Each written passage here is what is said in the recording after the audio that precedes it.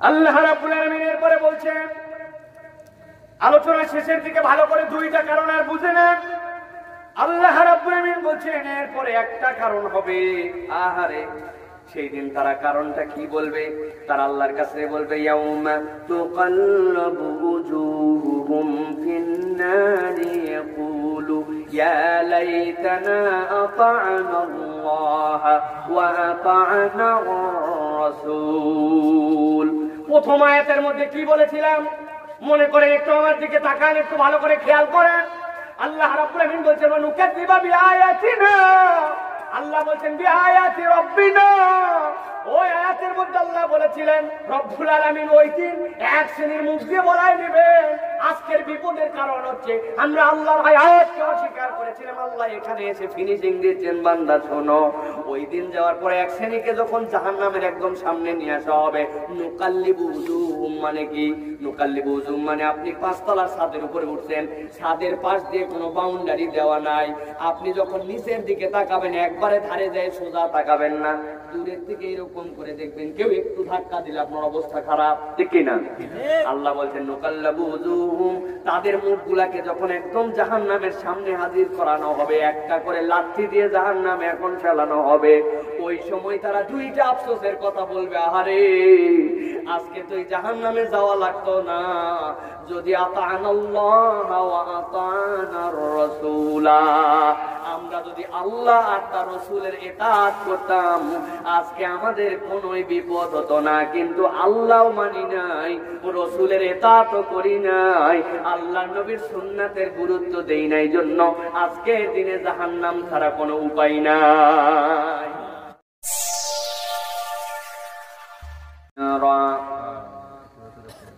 فقد قال الله سبحانه وتعالى في كلامه المجيد وفي فرقان الحميد، أعوذ بالله من الشيطان الرجيم، بسم الله الرحمن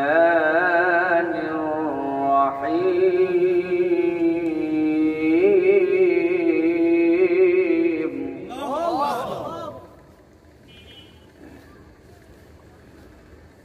ولو ترى إذ وقفوا على النار فقالوا يا ليتنا نرد ولا نكذب بآية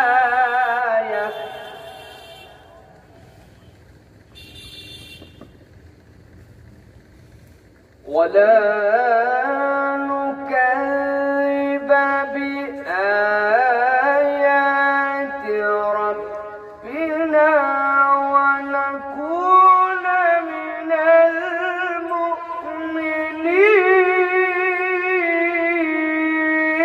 المؤمنين. الله أكبر.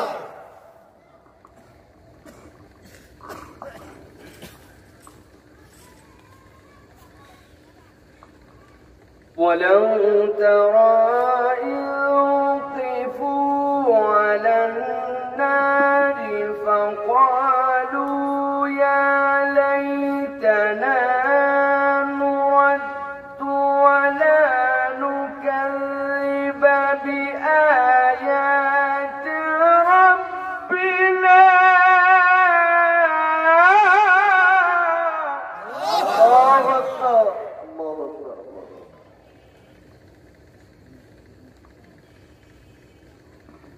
ولا نكذب بآيات ربنا ونكون من المؤمنين.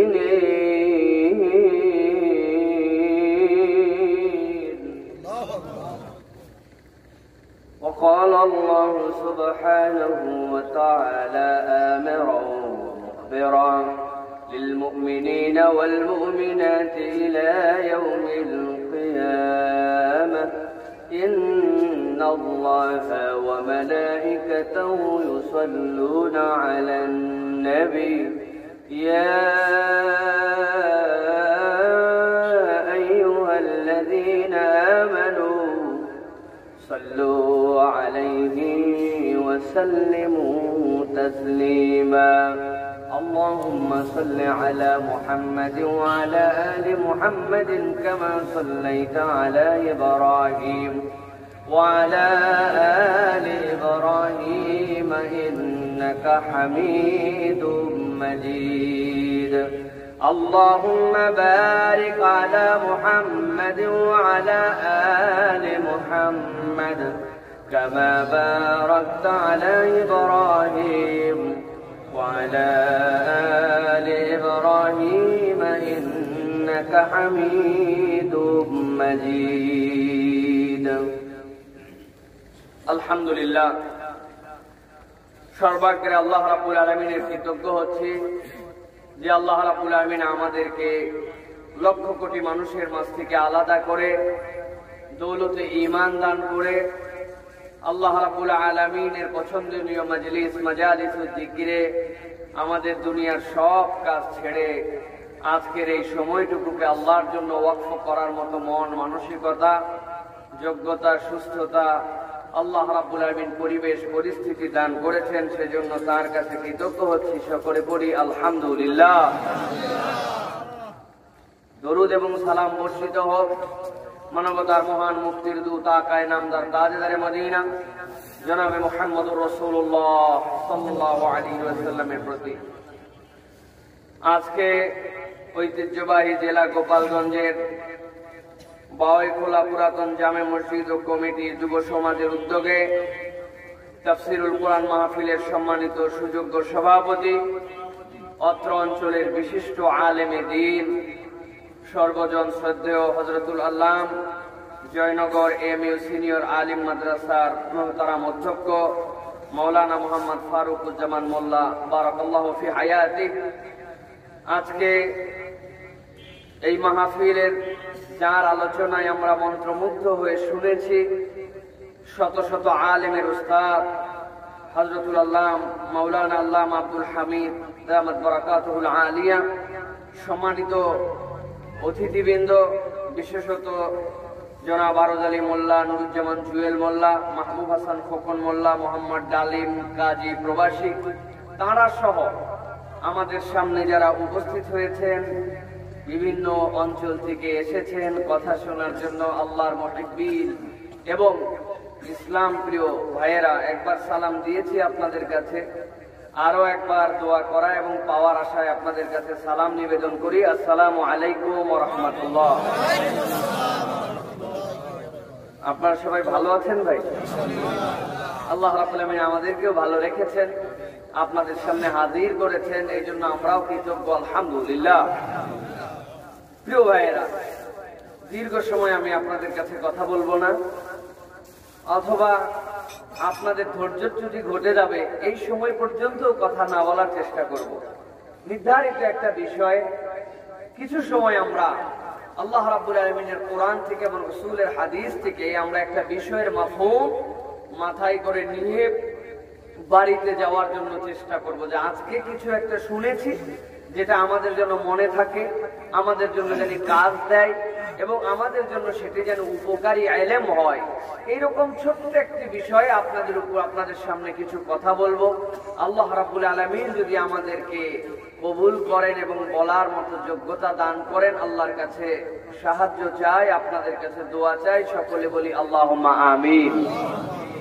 প্রিয় ভাইয়েরা তার আগে আপনাদের কাছে দুটো কথা বলি একটি কথা হচ্ছে যে আপনারা যারা এখানে এসেছেন আমার সামনে বসে আছেন অথবা সন্ধ্যার পরের থেকে এলাকায় এসেছেন এখন পর্যন্ত প্যান্ডেলে অনেকে আসেন নাই আমি আপনাদের কাছে আরজ করব যে পুরো পৃথিবীর পরিস্থিতির দিকে যদি একটু মাথা দেন একটু যদি চোখ কান খোলা রাখেন তাহলে আল্লাহ রাব্বুল আলামিনের কাছে আপনাদের কৃতজ্ঞ হতে হবে যে আল্লাহ কত এলাকার মানুষ এরকম একটু মাঠে বসতে চায় দুটো কথা একটু শুনতে চায় আল্লাহ রাব্বুল আলামিন তাদেরকে সেই ব্যবস্থা করার মতো পরিবেশের বাইরে নিয়ে চলে গেছেন, তারা চাইলেও সেইটা করতে পারছে না।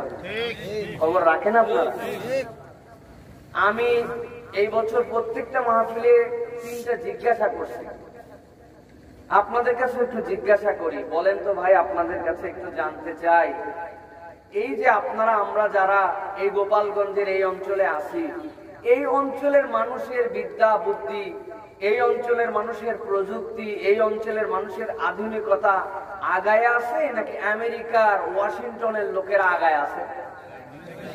বাংলাদেশ না আমেরিকায়? আমরা এই বাংলাদেশের লোকেরা বিভিন্ন ধরনের জ্ঞান বিজ্ঞান প্রযুক্তি আবিষ্কার গবেষণায় আগায় আছি নাকি ইউরোপ আমেরিকা কানাডা এদিককার লোক আগায় আছে?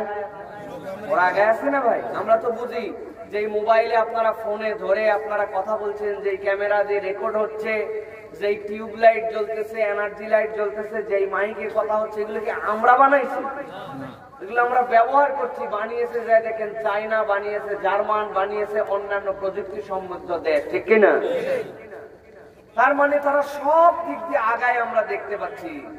এই আগানোর সাথে সাথে তারা আরো একটা বিষয় আগায় না পিছায় আপনাদের কাছে একটু জানতে চাই। বর্তমান পৃথিবীতে যে করোনা ভাইরাস আক্রান্ত হয়ে পুরো পৃথিবীকে কাবু করে ফেলেছে, এই করোনা ভাইরাসে কি আমরা আগায় না ওরা আগায়?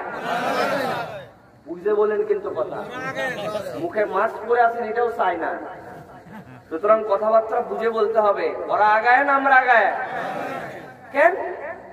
প্রযুক্তিতে আগায়, জ্ঞান বিজ্ঞানে আগায়, পরিচ্ছন্নতায় আগায়, নানান ধরনের আধুনিকতায় আগায়, ট্রিটমেন্টে আগায়, মেডিসিন আগায়। কিছু হলে আমাদের তো বড় লোকের যদি পেট খারাপও হয় তাও তো বাইরে ট্রিটমেন্ট করতে যায়, ঠিক কিনা? হাত একটু ব্যথা করতেছে, চলে গেছে বাইরে, পয়সা আছে, এখন সেইগুলো আর যাইতে পারতেছে না, ওইগুলো মরেও নাই তো। প্রায় 1 বছর হচ্ছে বাইরে তো যাচ্ছে না, রেখে মরে গেছে সব। তার মানে বোঝা যায় এই ট্রিটমেন্ট গুলো অধিকাংশ ফ্যাশন হয়ে গেছিল। প্রিয় ভাইয়েরা, কেন এই কথা বললাম?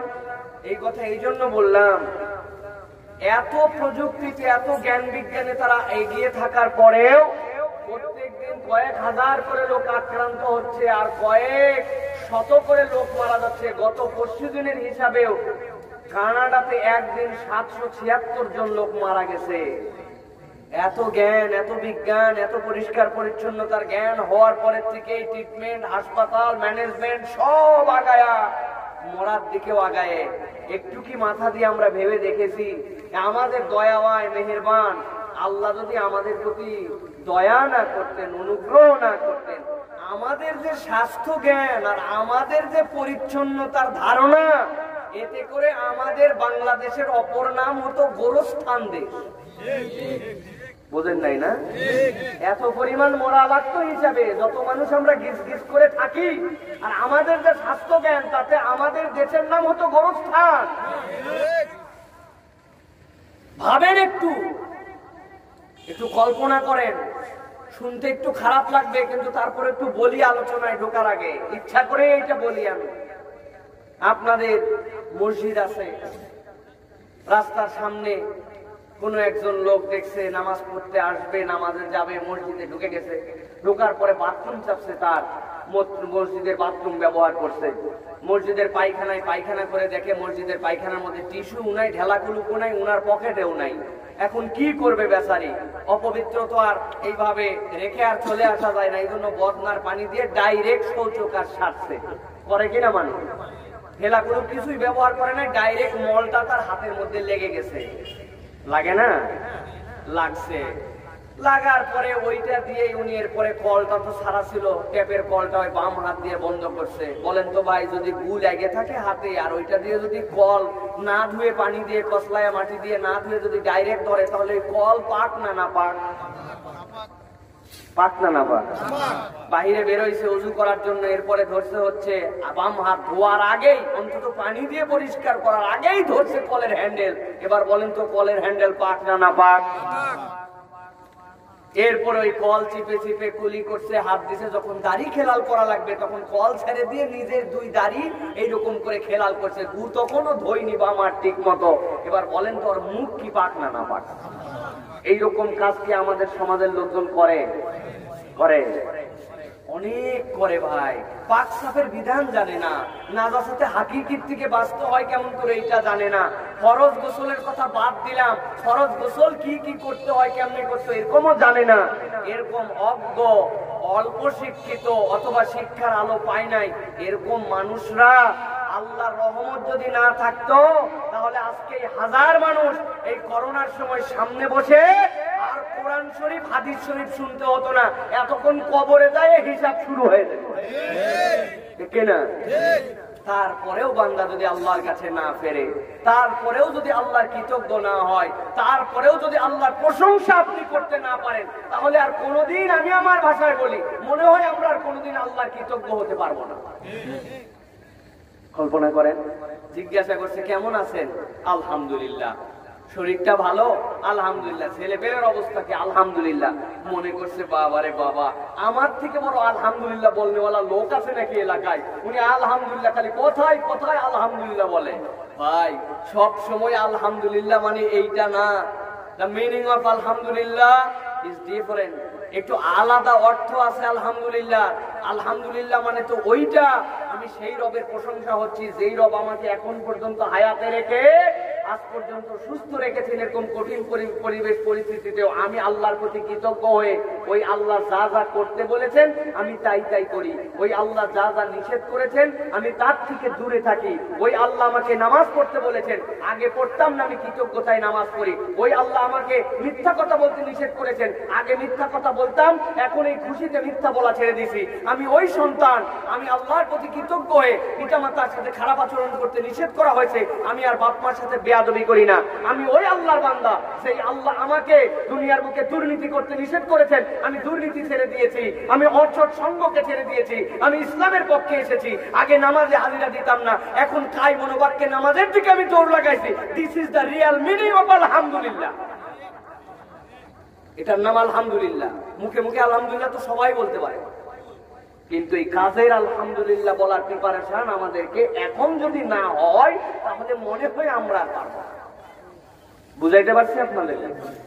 প্রিয় ভাইয়েরা, আজকে আমাদের সংক্ষিপ্ত সময় যে বিষয়ে আপনাদের কাছে কথা বলবো মনে করেছি, সে বিষয়টি অত্যন্ত জরুরি আমাদের জন্য। সেটা হচ্ছে, এই জীবন আমাদের যখন শেষ হবে, পরকাল নামক আমাদের একটা জীবন আসবে। ওই পরকালের জীবনে আল্লাহ রাব্বুল আমিন বলছেন, যখন হিসাব বান্দাদের জন্য শুরু হয়ে যাবে, ওই পরকালে বান্দারা 9টা বিষয়ে আল্লাহর কাছে আফসোস করবে। পরকালের 9টা আফসোস। কয়টা আফসোস? পরকালের দিবসে আফসোস করবে বান্দারা আল্লাহর কাছে। কিন্তু আল্লাহ রাব্বুল আমিন বলছেন, ওই দিনের আফসোসটা কেবল আফসোসই হবে, ওই আফসোসের 5 পয়সা মূল্য আল্লাহর কাছে থাকবে না। তাহলে আলোচনা শুনে আমাদের কি লাভ?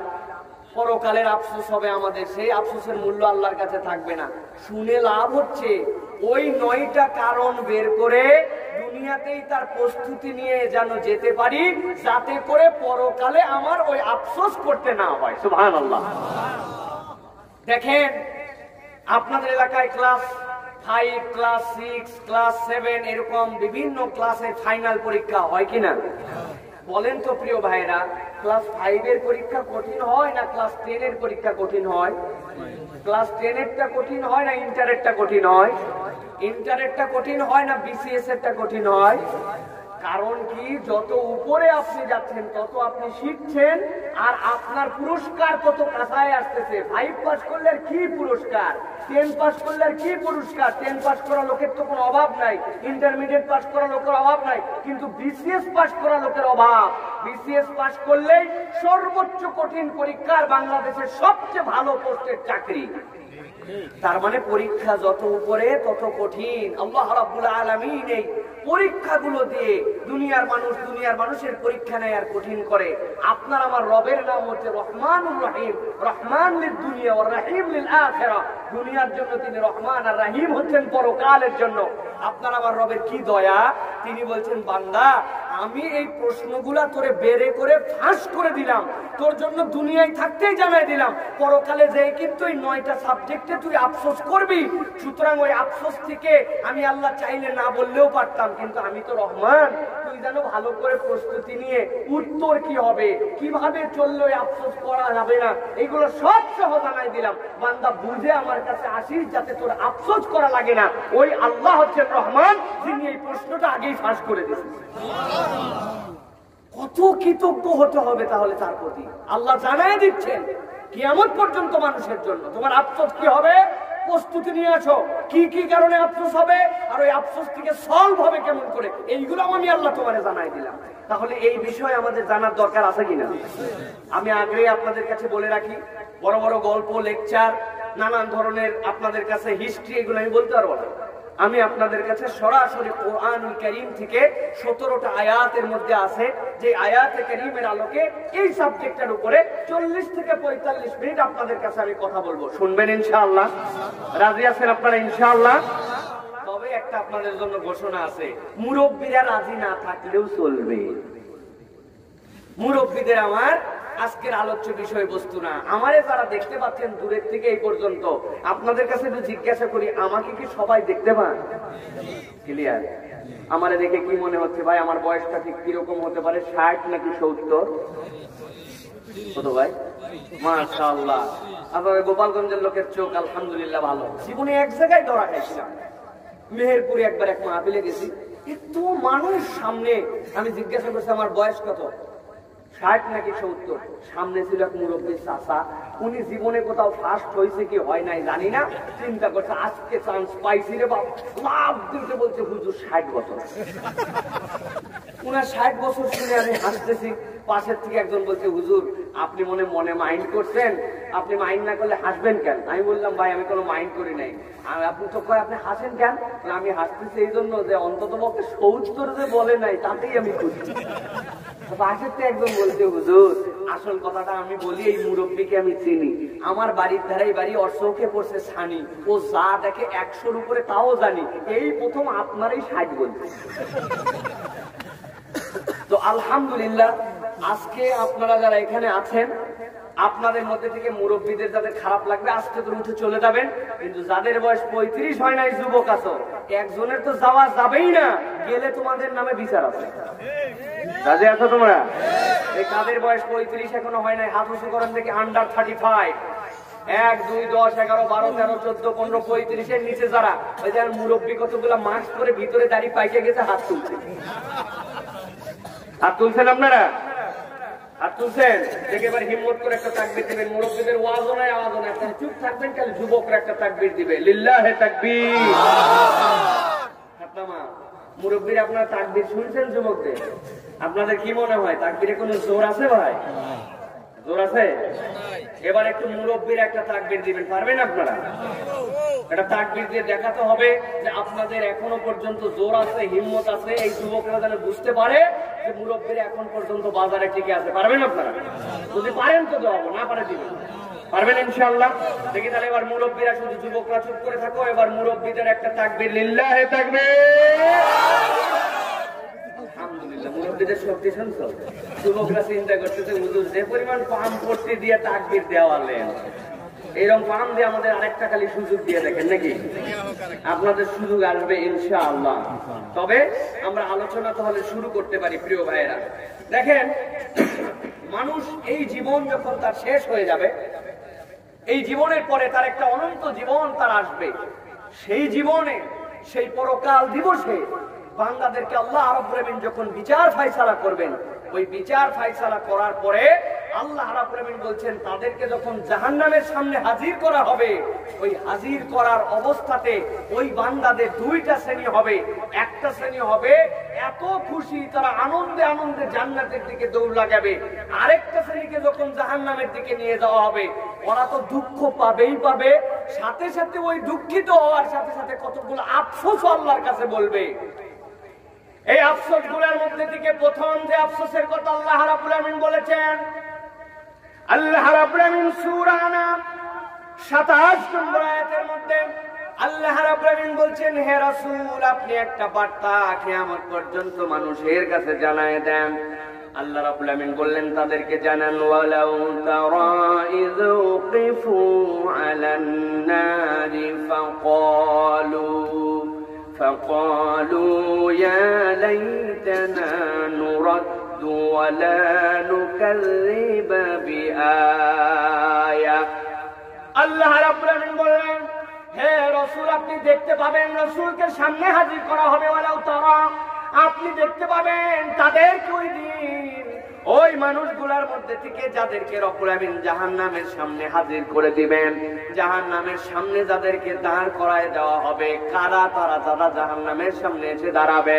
আল্লাহ রাব্বুল আমিনের রাসূল হাদিসের মধ্যে জানাচ্ছেন, পরকাল নামক দিবস যখন কায়েম হয়ে যাবে, ওই দিবসে রব্বুল আমিন বান্দাদের আমলনামাগুলোকে 3টা ভাগে ভাগ করে দিবেন।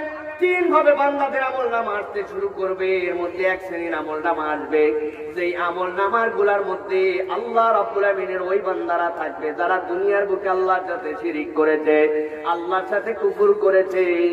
আল্লাহ বলছেন তাদের আমলনামার দিকে আল্লাহ তাকাবেন না, নজরও দিবেন না। ওদের জন্য বিচার ফায়সালা হচ্ছে বিনা হিসাবে তাদেরকে জাহান্নামের দিকে নিয়ে যাওয়া হবে। আল্লাহ রাব্বুল আমিন বলছেন, যেই না তাদেরকে জাহান্নামের দিকে নিয়ে যাওয়া হবে, যেহেতু তাদের কোনো বিচার করা হয় নাই, কোনো বিচার নাই, তাদের আমলনামাটাই এমন, সেই আমলনামার মধ্যে শিরিক আছে, যে আমলনামার মধ্যে কুফর আছে, আল্লাহ বলছেন তাদেরকে জাহান্নামের সামনে দাঁড় করানো হবে।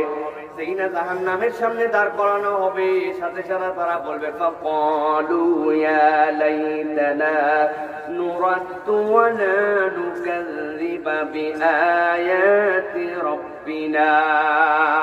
আয় রব্বুল আলামিন, তোমাদের কাছে আমার একটাই আবদার, আর একটা বার যদি আমাদেরকে দুনিয়ায় ফেরত পাঠাইতে, আমরা যদি আর একটা বার দুনিয়ায় ফেরত যাইতে পারতাম, তাইলে আমরা 2টা কাজ করতাম না। কয়টা কাজ?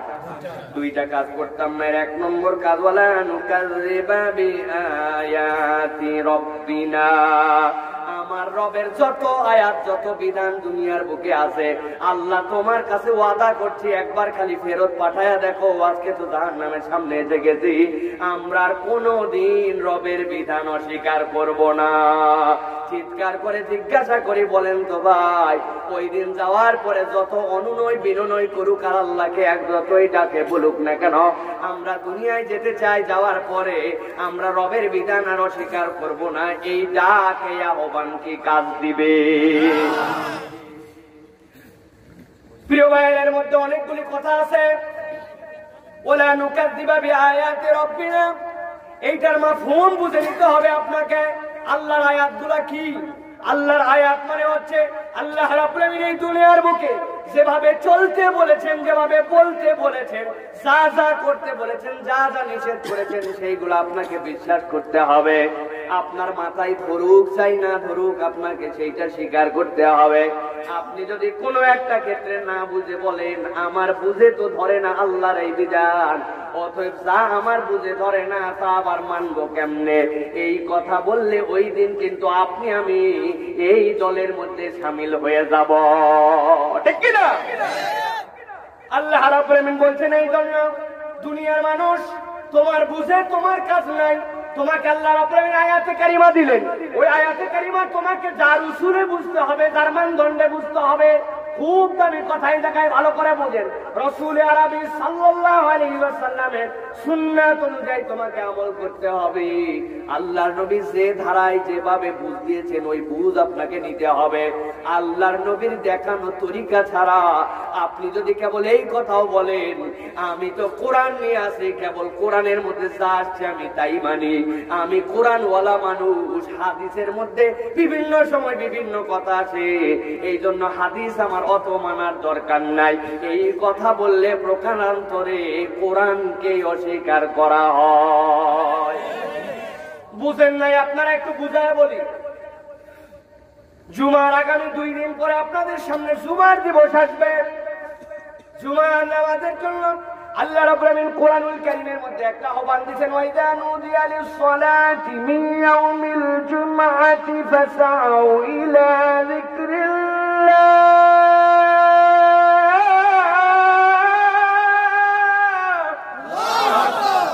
আল্লাহ বলছেন, ও দুনিয়ার মানুষ, তোমার সামনে যখন জুমার দিবস আসবে, জুমার জন্য যখন আল্লাহ রাব্বুল আমিন তোমাকে ডাক দিবেন, খুব ঠান্ডা মাথায় বোঝেন।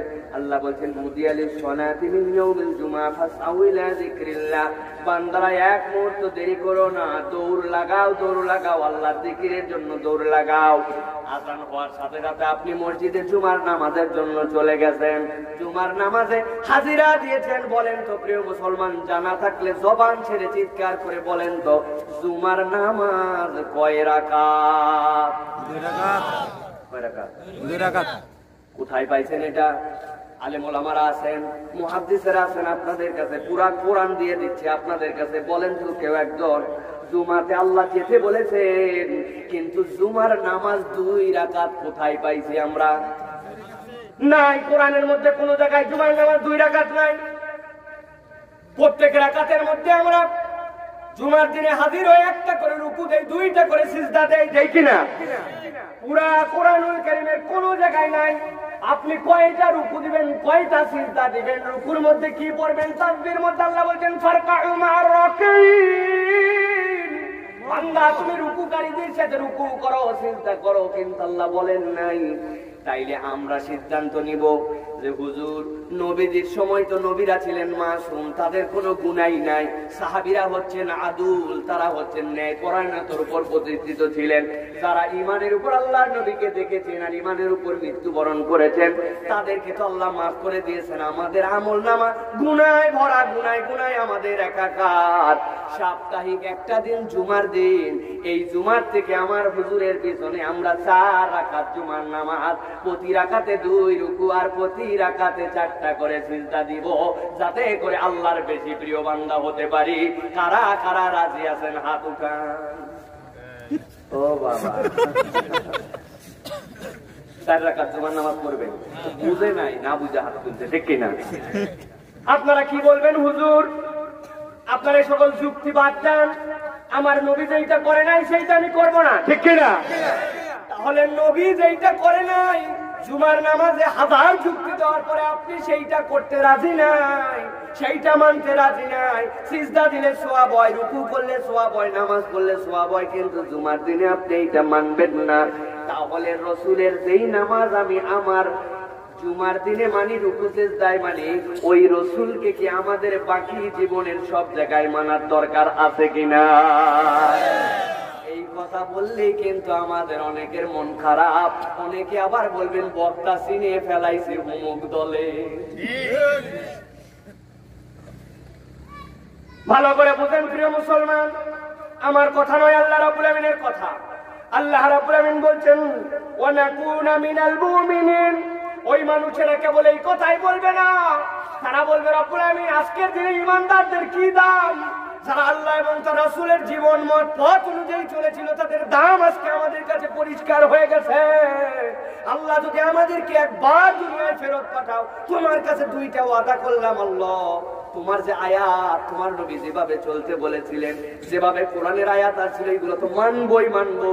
আর 2 নম্বরে তুমি দেখতে পাবে না কুনা মিনাল মুমিনিন, আমরা পাক্কা 100% ঈমানদার হয়ে এবার তোমার কাছে আসব।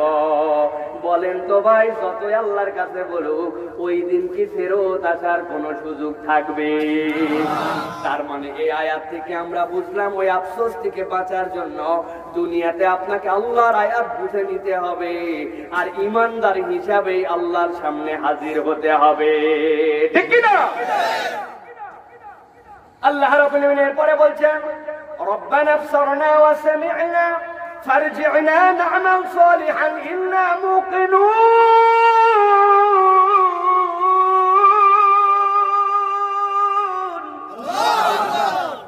আল্লাহ বলছেন, আরো একটু তারা বলবে রব্বুল আমিন, রব্বানা আবসারনা ওয়া সামি'না। আয় রব্বুল আমিন, তুমি আমাদের জন্য আরেকটা বার যেই বোধের জায়গাটাকে আজকে নিয়ে আসছো, এখানে আমরা দেখে শুনে সব বুঝে ফেলছি। আল্লাহ তোমার কাছে একটা ফরিয়াদ, আমাদেরকে একটুখানি আবার দুনিয়ায় পাঠায় দাও, একটা বার আরেকটা চান্স দাও আল্লাহ। দুনিয়ায় একবার একবার যাবো, যাওয়ার পরে না আমাল সলিহা, যাওয়ার পরে দেখবে কি ভালো কাজটাই না আমি করি। আজকে তো সব দেখে বুঝছি, চোখে দেখছি আল্লাহ তুমি যা বলছিলে, যে আয়াত দিয়েছিলে, যা না করলে তোমাদের জন্য যা সাজা হবে সবগুলা জেনে ফেলেছি। আল্লাহ তোমার কাছে একটা আরজি দিলাম, আল্লাহ একবার ফেরত পাঠাও, আমরা পাক্কা সালে হব, একদম নেককার মানুষ হব, আর আমাদের থেকে ভিআইপি কোনো ঈমানদার দুনিয়ায় থাকবে না। প্রিয় মুসলমান, আল্লাহ আয়াতে কারিমা জানাচ্ছেন ঈমানদারদেরকে, ওই ঈমানদার ও দুনিয়ার মানুষ কিয়ামতের এই আফসোস নাম্বার 1 থেকে যদি বাঁচতে চাও, দুনিয়ায় থাকতে আল্লাহর আয়াতকে বিশ্বাস করে নাও, আল্লাহর নবীকে বিশ্বাস করে নাও, আমলে সলে করো, আর ঈমান পূর্ণ করে কবরে আসো, ঠিক কি না? আল্লাহ রাব্বুল আলামিন এরপরে বলছেন 2 নম্বর আফসোস তাদের কি হবে। আল্লাহ রাব্বুল আলামিন এর মধ্যে বেসিক কথাটা বলেছেন। আল্লাহ বলছেন তারা আফসোস করবে, ইয়াকুলু ইয়া লাইতানি লাম উশরিক বিরাব্বি আহাদা। ওই দিন দ্বিতীয় আফসোস যেটা হবে বান্দাদের, ওই আফসোসটা হবে বড় সাংঘাতিক, ওইটাই হবে মৌলিক আফসোস, যে আফসোসটা আল্লাহ সূরা কাহাফের 42 নম্বর আয়াতের মধ্যে বলেছেন। আল্লাহ বলছেন ওই দিন যাওয়ার পরে বলবে, আহারে কত বান্দা কত অপরাধ করছিল, এ দেখলাম কিছুদিন শাস্তি কাটলো, আল্লাহর কাছে ধরাও খাইলো প্রথমে, তারপরে দেখলাম আল্লাহ আবার ছাইড়েও দিল, এই দেখলাম ডাকাতি করছিল, এই দেখি বদমাইশি করছিল, এই দেখি রাহাজানি করছিল, এই দেখি মিথ্যা কথা বলছিল, এই দেখি নানান অপরাধ করেছিল, কিন্তু তারপরেও দেখি আল্লাহ ধরছে, ধরার পরে দেখি তাদের কেউ ছাড়তে শুরু করছে। কিন্তু আল্লাহ বলছেন ওই দিন এক শ্রেণীর আফসোস, যে আফসোসের কোনো শেষ থাকবে না, ওরা আফসোস করে বলবে লাম উশরিক বিরাব্বি আহাদা, যদি আল্লাহর কাছে শিরিক না করে আসতাম আজকের দিনে আমাদের বাঁচার একটা উপায় হতো, কিন্তু আজকে আল্লাহর সাথে শিরিক করে আসার কারণে আমার পাত্রের তলাটাই ফুটা, ওই পাত্রের মধ্যে কিছুই আটকায়নি। আপনাদের কাছে একটা উদাহরণ দেই, একটা লোকের কাছে একটা পাত্র আছে, ওই পাত্রটা হীরার পাত্র, একটা এত বড় হীরা, বুঝতেছেন এত বড় হীরা আছে নাকি দুনিয়ায়, তাই তো সন্দেহ, যত বড় দেখাচ্ছে। এত বড় হীরা যদি হয় পুরো বাংলাদেশের সমান দাম হবেন, ধরেন এত বড় একটা হীরা আছে, তার দাম 10 কোটি, কয় কোটি। আর একটা পাত্র আছে একজনের কাছে এত বড়, সেটা হচ্ছে সোনার, ওই পাত্রটার দাম ধরেন 10 লাখ। আর একজনের কাছে একটা পাত্র আছে সিলভারের, আপনাদের বাড়িতে আছে না, এত বড় একটা পাত্র 30 টাকা হলেই হয়। আর একজনের কাছে এত বড় একটা পাত্র আছে মাটির খামারের কাছ থেকে নেওয়া, কুমারের কাছ থেকে নেওয়া, মাত্র 5 খান টাকা, ওইটা দিয়ে আমাদের মায়েরা মাত্র ওই শানকি। 4টা পাত্রের পাশাপাশি হীরা আছে, সোনা আছে, তারপরে আছে পিতল, তারপরে আছে সিলভার, তারপরে আছে মাটি, 4টার মধ্যে সবচেয়ে কম দাম মাটির। এখন ওই যে 3টা পাত্র, প্রথম যেগুলার কোটি কোটি টাকা দাম, সব পাত্রের নিচে ছোট্ট একটু সুই পরিমাণ ছিদ্র আছে, আর মাটির পাত্র 5 টাকার মধ্যে ছিদ্র নাই। সব পাত্রের মধ্যে দুধ ঢেলে দিতেন, দুধটা থাকবে কোন পাত্রে? মাথা ঠিক আছে আপনাদের?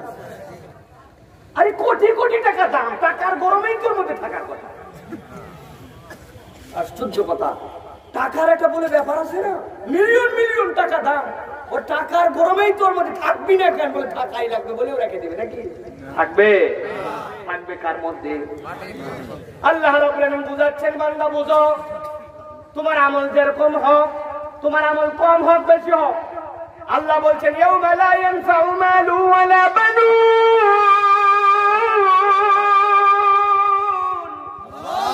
ইল্লা মান আতাল্লাহা বিকলবিন সালিম। ও দুনিয়ার মানুষ বুঝে নাও, আমি আল্লাহর কাছে ওই দিনে তোমার ধন, তোমার সম্পদ, তোমার টাকা, তোমার পয়সা, তোমার বাহাদুরি, তোমার তাকাব্বুরি, তোমার ক্ষমতা, তোমার এইগুলা কোনোটা কাজে দিবে না। ইল্লা মান আতাল্লাহা বিকলবিন সালিম, যদি একমাত্র ইমানদার হয়ে, মুমিন হয়ে, মুসলমান হয়ে যদি তুমি আল্লাহর কাছে আসতে পারো, তোমার আমল যদি কম হয়, ও বান্দা তোমার একটা মাটির পাত্র আছে যাতে ছিদ্র নাই, ওইটার দ্বারা আল্লাহ কখনো না কখনো তোমার ভুলগুলাকে মাফ করে তোমাকে জান্নাতে ঢুকাবেন। কিন্তু আল্লাহ বলছেন তোমার পাত্র যত বড় হোক, যত হাপর ফপর ভাব তোমার যাই হোক না কেন, কিন্তু তোমার আমল নামায় যদি আল্লাহর সাথে শিরিক থাকে বান্দা, আমি আল্লাহ বললাম ওই দিন কিন্তু আফসোসের কোনো শেষ থাকবে না। আল্লাহ বলছেন ওয়াকুলু ইয়া লাইতানি লাম উশরিক বিরাব্বি আহাদা। আল্লাহ আজকের দিনে বড় বাঁচা বেঁচে যেতাম যদি আমি শিরিক না করে আসতাম। পৃথিবীতে এখন অনেক ইমানদারও আছে, ইমানের দাবিতে দুনিয়ায় চলে, কিন্তু আমলে যে তার শিরিক যুক্ত হয়েছে খবর বান্দার জানা না। আছে এরকম? এই অঞ্চলে একটু বেশি আছে, ফরিদপুরের পরের থেকে এইদিকে বেশি আছে, কারণ এদিকে রশির টানাটানি বেশি, তাই না? কোথায় যাচ্ছেন ভাই? ওই আল্লাহ রসুলের নামে চলেছি আমি ভাই, দোয়া করো শ্বশুর বাড়িতে যাই। উনিও বলছে আল্লাহ রসুল তোমারে ভালো রাখুক। দুইজনই কি মহব্বতের দোয়া, আর কি আল্লাহ রসুলের প্রতি তাদের ভালোবাসা। আল্লাহর সাথে রসুল যদি এই জায়গায় আপনি নাম নেন, তাহলে কোরআন হাদিস বলছে আপনার ইমানের মধ্যে সমস্যা হবে। সেখানে আপনার বাবা ছাড়া চলে না, আপনার ইমান কোথায় গেছে? রাগ করতেছেন না? যখন রাগ করবেন বলবেন হুজুর আমার রাগ করছি, আমি আলোচনা শেষ করে দেবো, আমার টেনশন এবং শরীরের কষ্ট সবই কম হবে। তাহলে ভালো করে বুঝেন মুসলমান, ইমান বুঝি না আমরা। ইমান কিসে থাকে আর কিসে যায় এর কনসেপ্টই আমাদের মধ্যে নাই।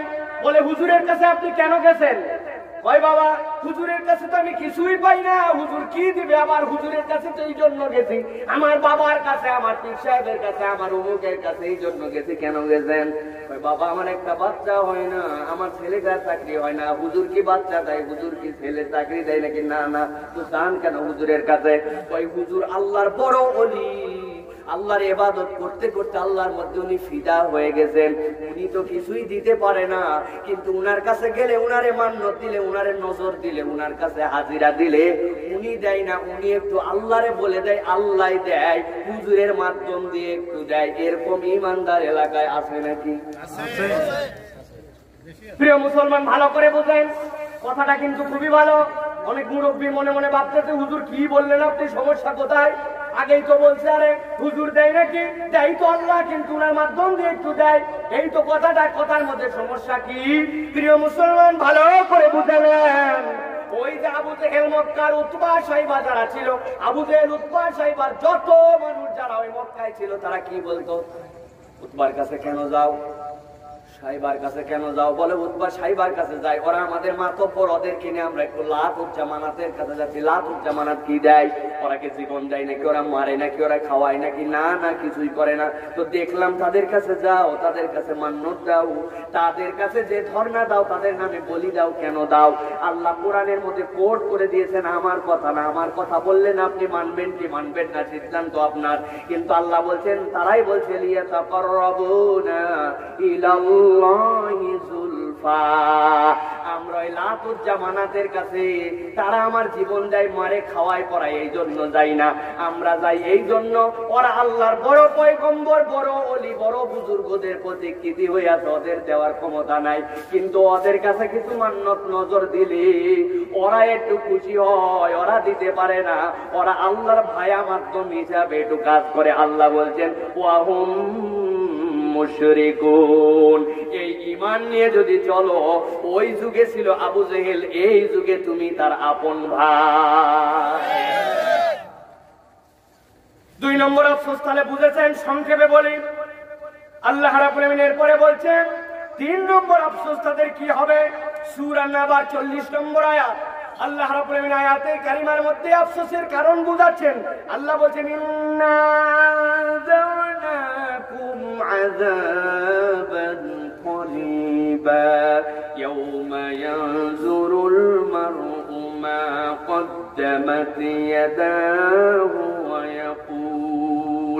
ويقول الكافر يا ليتني كنت ترابا। আল্লাহ রাব্বুল আমিন বলছেন দুনিয়ার মানুষ শোনো, ইন্না আনজারনাকুম আযাবান করিবা।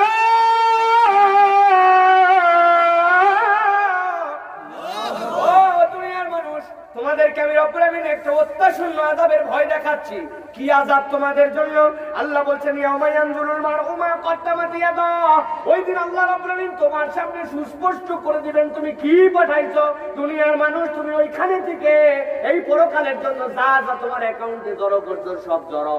গত বছর আপনারা ধান কাটছেন, গত বছর আপনারা আলু তুলছেন, গত বছর আপনারা সরিষা লাগাইছিলেন, গত বছর ফল করেছেন, সব আপনারা জড়ো করে রাখছেন।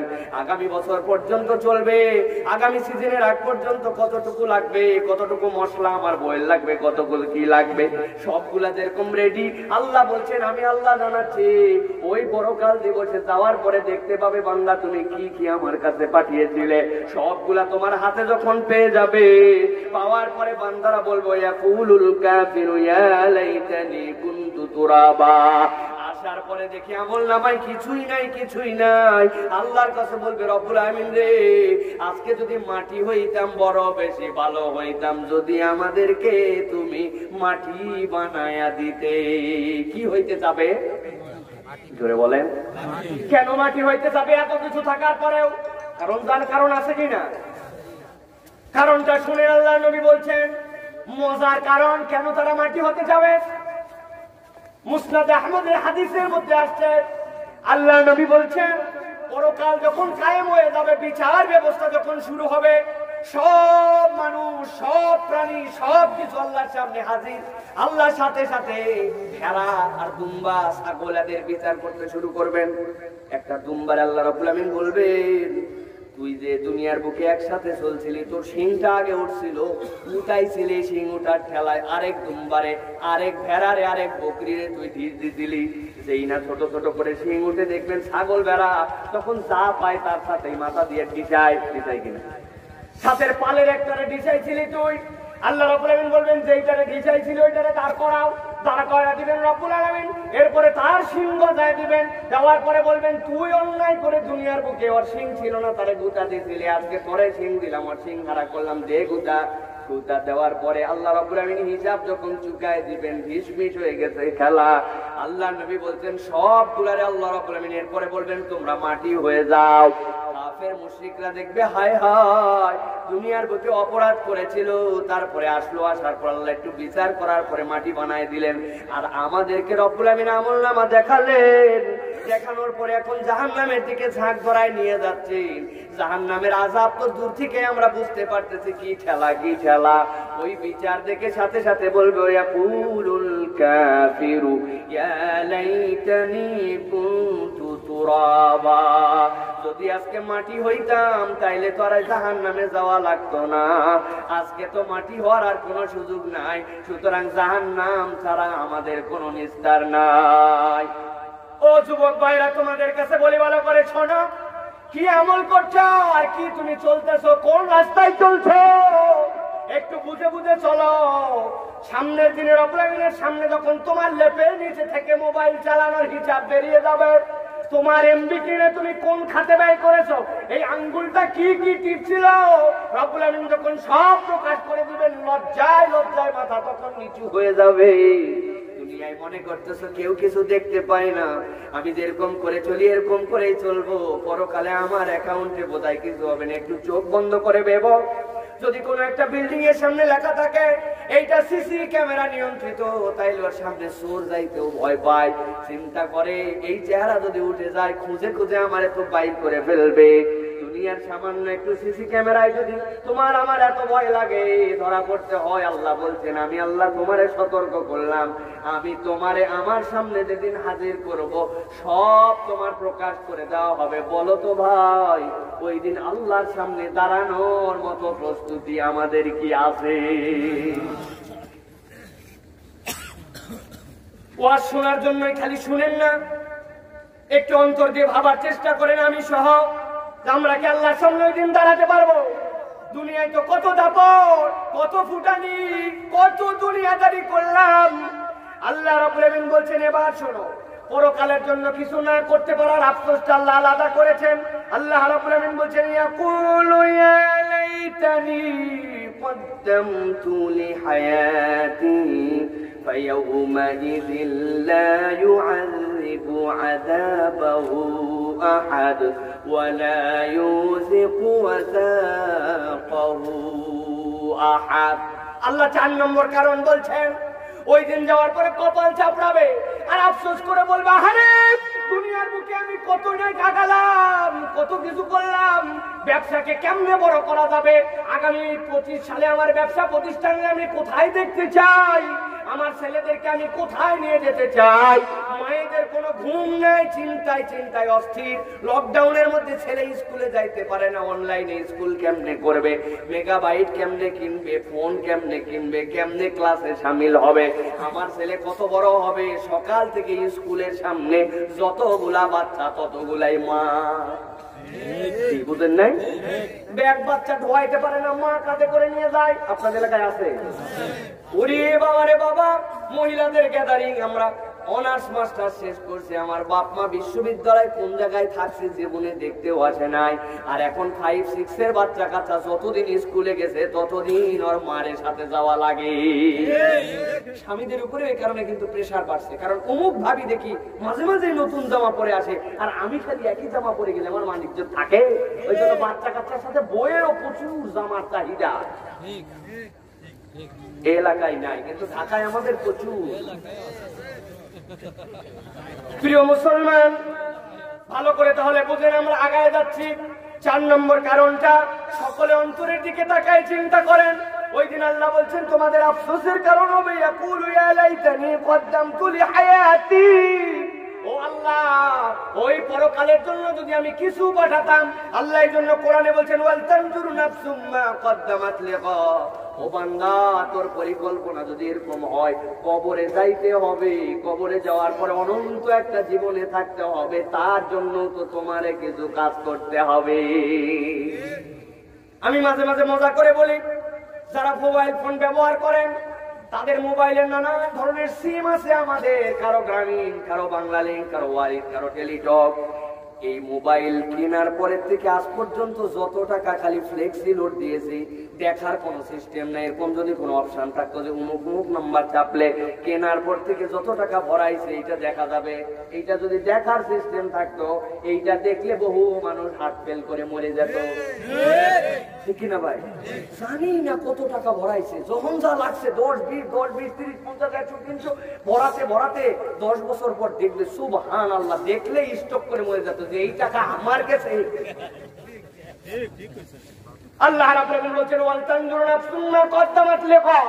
ও বান্দা, সাধারণ এক মোবাইল তোমার যদি 10 টাকা রিচার্জ করো, 20 টাকা করো, টাকা ফুরায় গেলে আর কথা বলা যায় না। এতদিন কোম্পানির সাথে আছো, এতদিন ধরে তোমার নামে রেজিস্ট্রেশন করা সিম, কিন্তু তোমার আর ক্যাপাসিটি নাই। ফোনও তোমার যদি আইফোনও হয়, ফোন যদি তোমার পৃথিবীর সেরা নেটওয়ার্কের ফোন হয়, তারপরেও টাকা নাই, তোমার ওইটার খাওয়া নাই। তাহলে বান্দা, তুমি তোমার জীবন নিয়ে পরকালে যাচ্ছ, আর দুনিয়া মাজরাউল আখিরা। এই দুনিয়ার বুকে জীবনটা পরকালের কর্মক্ষেত্র ছিল, ওই পরকালের জন্য তুমি কিছুই করলে না, ওইখানের জন্য অ্যাকাউন্টে ব্যালেন্স পাঠালে না, ওইখানে যাওয়ার পরে তুমি চলবে কেমনে? তুমি সব কাজে সময় পাও, নামাজের সময় হয় না, নামাজে দাঁড়াইলে তাড়াহুড়া তাড়াহুড়া তাড়াহুড়া পেরেশানি। মুসলমান নানান অজুহাতে নামাজ পড়ে না, জুম্মাও পড়ে না, এরকম মুসলমানও নামধারী আছে কিনা? আল্লাহ রাব্বুল আলামিন বলছেন, ইয়াকুলু ইয়া লাইতানি কদ্দামতু লিহায়াতি।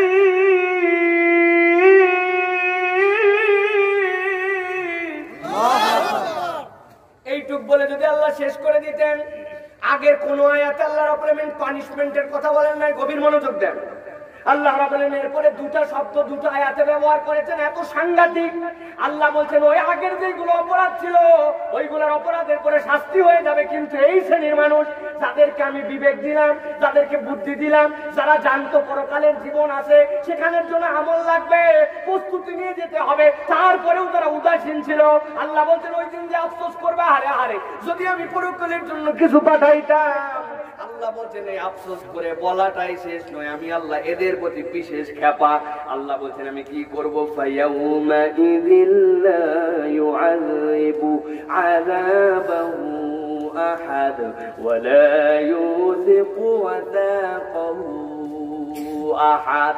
যাওয়ার পরে কোরআন শরীফ খুলে দেখবেন, সূরা ফজরের আয়াতগুলো পড়বেন, 24 নম্বর আয়াতের মধ্যে আল্লাহ বলছেন, ওইখানে আল্লাহ বলছেন ওই শ্রেণীর মানুষের জন্য আমি দুনিয়ায় হুমকি দিয়ে রাখলাম, বান্দা আজকের দিনে খালি এসে বললেই হবে নাকি, আল্লাহ যদি আমি করে আসতাম, আল্লাহ বলতেন ওই দিন যারা এই কথা বলবে তাদেরকে কেমনে শাস্তি দেওয়া লাগে, লা ইউআযিবু আযাবাহু আহাদ, আমি আল্লাহর চেয়ে ভালো শাস্তি দেওয়ার যোগ্যতা কেউ রাখে না।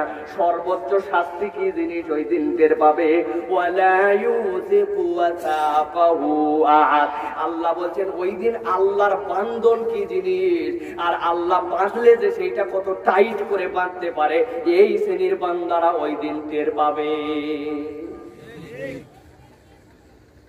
ওয়ালা ইউযিকু ওয়াসাকাহু আহাদ, ভালো করে বুঝেন। আল্লাহ বলছেন আমি যদি একবারে বাঁধি, কেমন বাঁধা বাঁধবো, কেন আল্লাহ এই কথা বললেন? কোরআনুল কারীমের মধ্যে এমনি এমনি কিছু আসছে আছে, পুরা কোরআনে এমনি এমনি বলে কোনো জিনিস নাই। আল্লাহ বলছেন কেন এই কথা বললাম, তাদেরকে বাঁধবো কেন? আল্লাহ বলছেন দুনিয়ায় তোমার একটা অবারিত স্বাধীনতার জীবন দিয়েছিলাম, কিন্তু আমি আল্লাহ বলে রেখেছিলাম উমলি লাকুম ইন্না কাইদি মাতিন, বান্দা তোমারে ছাড় দিয়ে রাখলাম। এর মানে এই নয় যে ছেড়ে দিলাম, আল্লাহ ছাড় দেয় কিন্তু ছাড়ে না। আল্লাহ রাব্বুল আমিন বলছেন দুনিয়ার মানুষ জেনে রাখো, আল্লাহ ধরে না কিন্তু ধরলে কিন্তু আল্লাহ ছাড়ে না। দুনিয়ায় নানান শ্রেণীর মানুষ দেখবেন ইসলামকে নিয়ে তামাশা করে, টিটকারি করে, বলতে বলতে যা ইচ্ছা তাই বলে বসে। আমরা দেখি যে বাবারে বাবা, এই লোকেরা দুনিয়ায় তো ভালোই আছে, কিছুই হয় না, দুনিয়ার বুকে তো ফুটানি করে চলতেছে, আল্লাহ কিছু বলতেছে না কেন? আল্লাহ বলছেন আমার কাছে আসো, আসার পরে টের পাবে ওয়ালা ইউযিকু ওয়াসাকাহু আহাদ, ওই দিন যে এমন বান্দা বানবো, ওই বান্দার ঠেলা ওই দিন তুমি টের পাবে। আল্লাহ রাব্বুল আলামিন পঞ্চম কারণ বলছেন, ভালো করে খেয়াল করেন।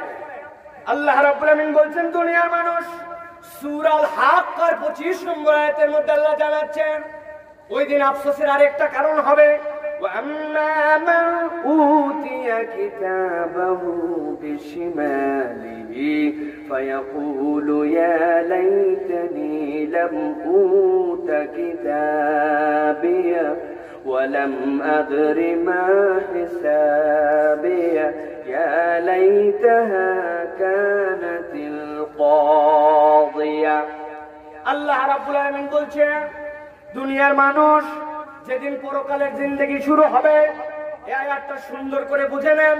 আফসোসের কারণের একটা পাঠ আল্লাহ বলেছেন, ওই দিন যাওয়ার পরে যেই শ্রেণীর বাম হাতে আমলনামা আসবে, ওই আমলনামাওয়ালারা বলবে আল্লাহ আজকের দিনে যদি আমাদের হিসাবটাই না হতো, কতই না ভালো হতো। হাদিসের মধ্যে আসছে বাম হাতে আমলনামা মানে খালি মনে করছি বাম হাতে আমলনামা, তা নয়।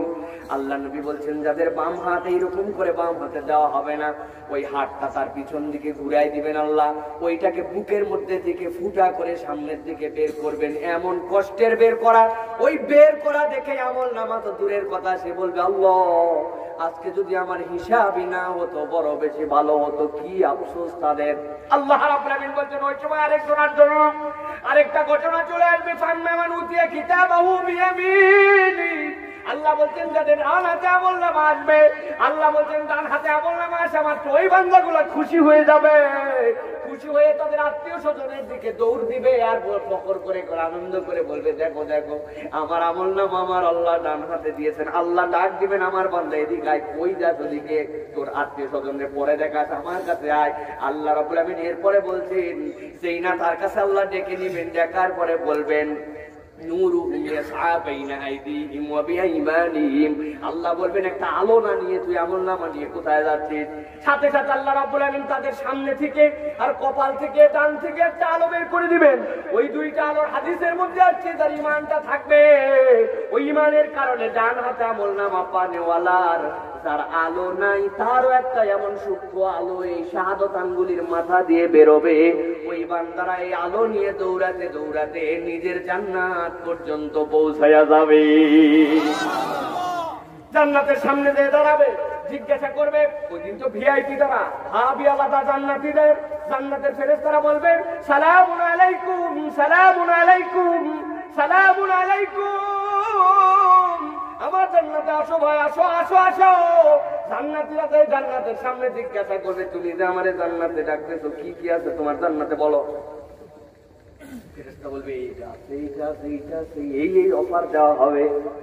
না, তোমার জান্নাতে যাবো না। পরের জান্নাতে গেছে, তোমার জান্নাতে কি আছে, এইটা আছে, এইটা আছে, এইটা আছে, না তোমার জান্নাতে যাব না। বান্দা ঘুরতে ঘুরতে একটা জান্নাতের সামনে হাজির হবে। হওয়ার পরে ফেরেশতা যখন জান্নাতের বর্ণনা তুলবে তার সামনে, বর্ণনা শুনে আল্লাহ তার অন্তরের মধ্যে গেঁথে দিবেন, তার স্মরণ করায় দিবেন। আল্লাহ নবী দুনিয়ায় তার উম্মতকে বলে গিয়েছিলেন, বান্দা রে, তুই যদি আল্লাহর কাছে কোনো জান্নাত কামনা করিস, ফাসালিল জান্নাতাল ফেরদাউস, তাহলে আল্লাহর জান্নাতুল ফেরদাউসের কামনা করিস। ওই বান্দা দেখবে সাথে সাথে তার আমলনামার মধ্যে ওই জান্নাতের সকল বর্ণনা চলে আসছে, মিলে গেছে। আল্লাহর নবী যে জান্নাতের কথা বলেছিলেন, ওই জান্নাতের বর্ণনা দেখে যেই না জান্নাতুল ফেরদাউসের সামনে আসবে, আল্লাহ সাথে সাথে বলবেন সালামুন কওলাম মির রাব্বির রহিম, আমার রহিম রবের পক্ষ থেকে তোমাদেরকে সালাম দিয়ে দেওয়া হলো। ওই ডান হাতের আমলনামাধারী যারা থাকবে, ঝাঁকে ঝাঁকে জান্নাতের মধ্যে ঢুকে যাবে। আর আফসোস ওয়ালারা হবে ভিন্নরা। আফসোসের কারণ আল্লাহ বলতেছেন, ওয়ান্নামান উতিয়া কিতাবাহু বিশিমালি ফায়াকুলু ইয়া লাইতানি লাম উতা কিতাবিয়া, বলবে রব্বুল আমিন আমার যদি কিতাবই না পাইতাম বড় বেশি ভালো হতো। আল্লাহ বলছেন ওই বান্দাদের আফসোস আরেকটা হবে, ওয়ালা মাদরিমা হিসাবিয়া, আজকের দিনে যদি হিসাব দেওয়া না লাগতো ভালো হইতো। আর বলবি আলাইতাহা কানাতিল কাদিয়া, দুনিয়ায় থাকতে কত হুজুর আমাকে ওয়াজ করছিল, কত হুজুর পা ধরতে চাইছিল, বাইরে আল্লাহর রাস্তায় আসো, আল্লাহর পথে এটা, দুনিয়ার স্বার্থে তুমি এরকম করো না, আলেম ওলামার সাথে বসো, ইসলামের সাথে চলো, কোরআনের পথে চলো। কত অনুরোধ দিতে শুনে নাই, খালি একটা ডায়লগ দিতে, বললেই সব শেষ। দুনিয়ায় যে কয়দিন আছি কত হিসাব কিতাব করে চলা যায় নাকি, আছে না ভাই? দুনিয়ায় বলে না অত হিসাব করে দুনিয়ায় চলা যায় নাকি। আবার নিজেদেরকে কিন্তু তারা হেভি বুদ্ধিমান ভাবে, হবে কি না? বুদ্ধিমান, আমি অনেক জায়গায় এই গল্প করি, বুদ্ধিমান একটা আপেক্ষিক টার্ম। সব জায়গায় আপনি ভাইবেন না যে আপনি বুদ্ধিমান, স্মরণ হয়ে গেছে এরকম, কিন্তু এটা একটা আপেক্ষিক টার্ম। কেমন করে? এক লোক নাকি চুল কাটাতে গেছে, আপনাদের এলাকায় দেখলে চুল কাটায়, দোকানের নাম কি ভাই? নাপিত সেলুন। হ্যাঁ, সেলুনের দোকান, নাপিতের দোকানে চুল কাটাতে গেছে। যাওয়ার পরে নাপিত চুল কাটতেছে, পরে বলতেছে যে স্যার, আমার এই দোকানের বাইরে একটা ছেলে আছে, বোকার বোকা, আপনি যদি দেখতে চান তাহলে প্রমাণ দেখাতে পারে। ও চিন্তা করছে কি আজগুবি একটা জিনিস, একটা ছেলে বোকা, তাকে আমার দেখা লাগবে কি জন্য, আমি আন্দাজ দিই। কিন্তু ওই নাপিতের এত আগ্রহ দেখে বলছে ঠিক আছে, এত আগ্রহ যখন দেখাও, বোকাকে দেখাও। ও বোকাকে দেখানোর জন্য বলছে স্যার, তার আগে দেখেন আমার পকেটে 5 টাকার একটা কয়েন, 5 টাকার কয়েন আমার টেবিলের উপরে রাখলাম, আর 1 টাকার একটা কয়েন আমার হাতে রাখলাম, আপনি দেখতে পাবেন ও কি বোকা। ডাক দিছে, পিচ্ছি এদিকে আয়। ওই পিচ্ছি ভিতরে গেছে, ভিতরে আসার পরে বলতেছে দেখ, আমার হাতের মধ্যে 1 টাকার একটা কয়েন আছে, আর এই যে সামনে একটা 5 টাকার কয়েন আছে, তুই কোনটা নিবি? বলছে আপনার হাতে যেটা আছে ওইটা দিয়ে দিছি। 1 টাকা নিয়ে খুশিতে বাইরে চলে গেছে। নাপিত বলতেছে স্যার, আপনারা যে বোকা দেখাতে চাইছিলাম দেখলেন, 5 টাকার নোট সামনে আর 1 টাকার নোট বলেইছিলাম আমার হাতে, কত বড় বোকার বোকা, 5 টাকা না নিয়ে 1 টাকা নিয়ে চলে গেল। ওই লোক চিন্তা করছে কি চেহারা, 5 টাকা না নিয়ে 1 টাকা নিয়ে চলে গেল, ব্যাপার দেখে। চুল টুল কাটার পরে বাইরে বেরিয়েছে, বেরোনোর পরে দেখে ওই ছেলেটা 1 টাকা দামের আইসক্রিম মুখের মধ্যে চুষতেছে আর মাঠের মধ্যে দৌড়াদৌড়ি করতেছে, খেলতেছে। ওরা ডাক দিছে, আয় পিছিয়ে দিকে আসছে। বলে বাবা, ওই নাপিত আমার ভিতরে বললো এটা বোকা দেখবেন বলে তোরা ভিতরে ডাইকে নিয়ে গেল, একটা 5 টাকার কয়েন সামনে রাখলো আর একটা 1 টাকার কয়েন হাতে রাখলো। 1 টাকা তোরে দিতে চাইলো না, 5 টাকাও দিতে চাইলো, তুই 1 টাকা নিয়ে চলে আসে, তুই এত বোকা কেন? তো বলছে স্যার এই জন্য আমার ডাকছেন, তাহলে শুনেন স্যার, এই যে 1 টাকা আমারে দিল, দিয়ে বোকা বানায় বাড়ালো, এই খেলাটা স্যার 3 মাস ধরে চলতেছে। কয় মাস? 3 মাস ধরে চলতেছে স্যার। আমি যদি আজকেই 5 টাকার কয়েনটা নিয়ে নিতাম, তাহলেও বুঝে ফেলাতো যে আমি চালাক হয়ে গেছি, কালকের থেকেই খেলা বন্ধ। কিন্তু এই খেলা চালু রাখার জন্য 1 টাকা করে যে 3 মাসে 90টা কয়েন দেওয়া লাগছে, এই খবরও জানেন। বোকাকে আল্লাহ রাব্বুল আলামিন বলছেন, ওয়ালামা আদরি মা হিসাবিয়া ইয়া লাইতাহা কানাতিল কাদিয়া। দুনিয়ার বুকে কতক মানুষ আছে যাদেরকে আপনি যত ইসলামের কথা বলেন, বক্তার ওয়াজ খুব ভালো লাগে, এত সুন্দর কথা বলেছে, কলিজা ঠান্ডা হয়ে গেছে, বাপরে বাপ কি সুন্দর আলোচনা, কোরআন ছাড়া কথাই বলে নাই। কিন্তু বাড়িতে যেয়ে ওই কোরআন ধারণ করে না, ওই কোরআন অনুযায়ী নিজের জীবন চালায় না। আবার নিজে নিজে মনে করে দুনিয়ার বুকে কি সব মানলে পারা যায় নাকি, আল্লাহ রাসূলের সব বিধান মানে আবার দুনিয়ায় চলা যায় নাকি। ওইটা ছিল 1400 বছর আগে, আর এখন হচ্ছে ডিজিটাল বাংলাদেশ। আছে কিনা এই বুদ্ধির মানুষ?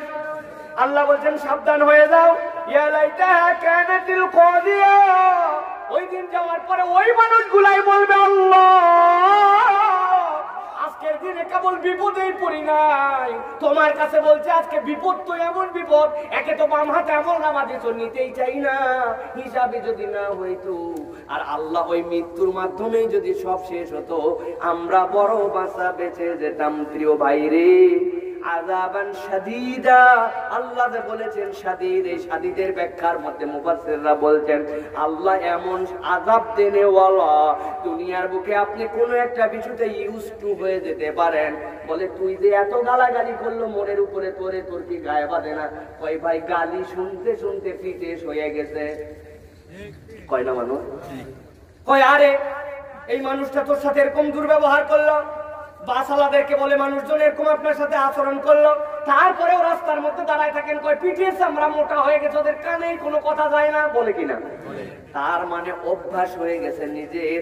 আল্লাহ রাব্বুল আলামিন বলছেন আযাবান শাদীদা, মানে বুঝো জাহান্নামে যাওয়ার পরে কখনো এইটা বলতে পারবে না আল্লাহর আযাব জাহান্নামে থেকে থেকে আমাদের গায়ে হয়ে গেছে, এখন আর আযাব গায়ে লাগে না। আল্লাহ বলছেন না, ওই কিয়ামতের ময়দানে তোমারে যখন এই আফসোস করে জাহান্নামে ঢুকানো হবে, প্রতি মুহূর্তে তোমার অনুভব হবে আল্লাহ যেন নতুন করে আমারে কষ্ট দিচ্ছেন। এই জন্য বান্দা বলবে হায় হায়, মৃত্যুই যদি আমার শেষ হয়ে যেত তাহলে তো আমার ফাইনাল খেলা। আল্লাহ বলছেন জাহান্নামে ঢুকলে সেখানে আর মৃত্যু হবে না। প্রিয় মুসলমান, আল্লাহ রাব্বুল আলামিনের পরে 6 নম্বর, এইটা যুবকদের জন্য কেবলমাত্র ভালো করে মেনশন করো, আয়াত নাম্বার 6 লিখে রাখবে, মনে রাখবে। আল্লাহ রাব্বুল আলামিন বলছেন সূরা আল ফুরকান 28 নম্বর আয়াত, মন দিয়ে বুঝেন। আল্লাহ রাব্বুল আলামিন বলছেন ইয়া ওয়াইলাতা লাইতানি লাম আত্তাখিয ফুলানান খলিলা লাকাদ আদাল্লানি আনির যিকরি বা'দা ইয জাআনি ওয়া কানা আশ-শাইতানু লিল ইনসানি খাযুলা। আল্লাহ রাব্বুল আলামিন বলছেন কিয়ামতে একটা ভিন্ন শ্রেণীর আফসোস হবে। আহারে ও যুবক, কি আফসোস হবে? আল্লাহ রাব্বুল আলামিন বলছেন ইয়া ওয়াইলাতা লাইতানি লাম আত্তাখিয ফুলানান খলিলা। ওই দিন আল্লাহ বলছেন বান্দার আফসোস করে বলবে এই লোক আল্লাহ ফুলান, ফুলান মানে কি উমুক, উমুকটাকে উমুক, আপনি আমি সবাই উমুক। এখানে উমুক নামে কেউ আছেন? কিন্তু আমরা সবাই অমুক লোক। আল্লাহ বলছেন ওই দিন আফসোস করে বলবে আল্লাহ অমুকরে যদি আমার বন্ধু না বানাইতাম আজকে আমি বিপদে পড়তাম না। বন্ধু না থাকা ভালো, কিন্তু যদি হয় আর খারাপ হয় তাইলে আপনার বিপদের বাজার হয়ে যাবে। লামা তাখিজ ফুলানান খলিলা, আল্লাহ উমুকরে যদি আমার বন্ধু না বানাইতাম, বন্ধুর দোষ কি? বন্ধু তো বানাইছে, দোষ কি?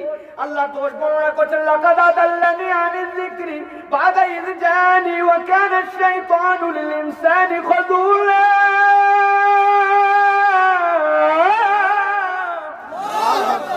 আল্লাহ বলছেন লাকাদ আদাল্লানি আনিয যিকর, যিকির মানে হচ্ছে কোরআন। এই কোরআন আল্লাহ রাব্বুল আলামিন তোমার বিধান থেকে আমার বন্ধু আমারে সরাইছিল।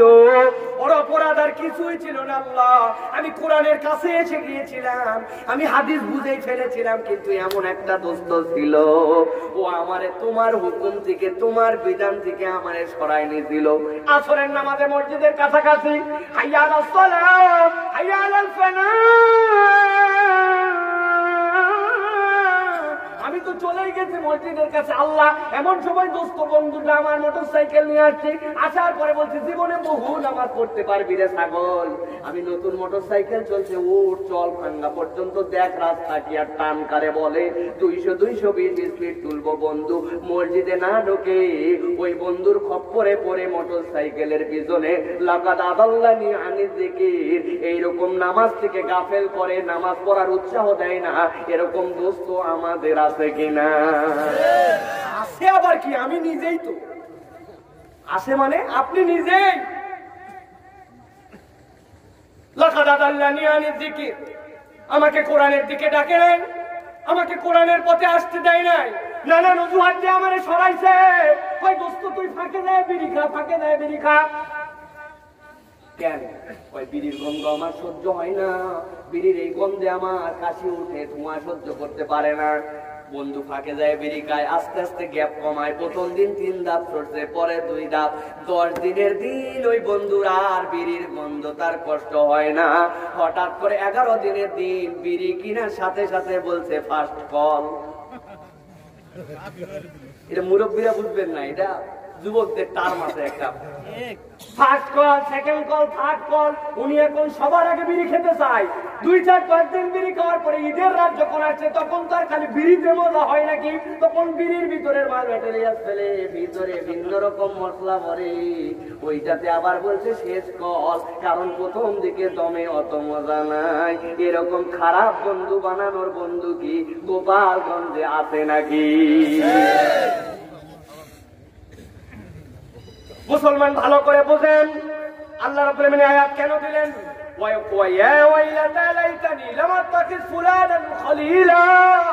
আল্লাহ বলছেন কেবল বন্ধু নয়, যেমন তেমন বন্ধুর সাথে গাঁজা খাবে না, অন্তরঙ্গ হওয়া লাগবে।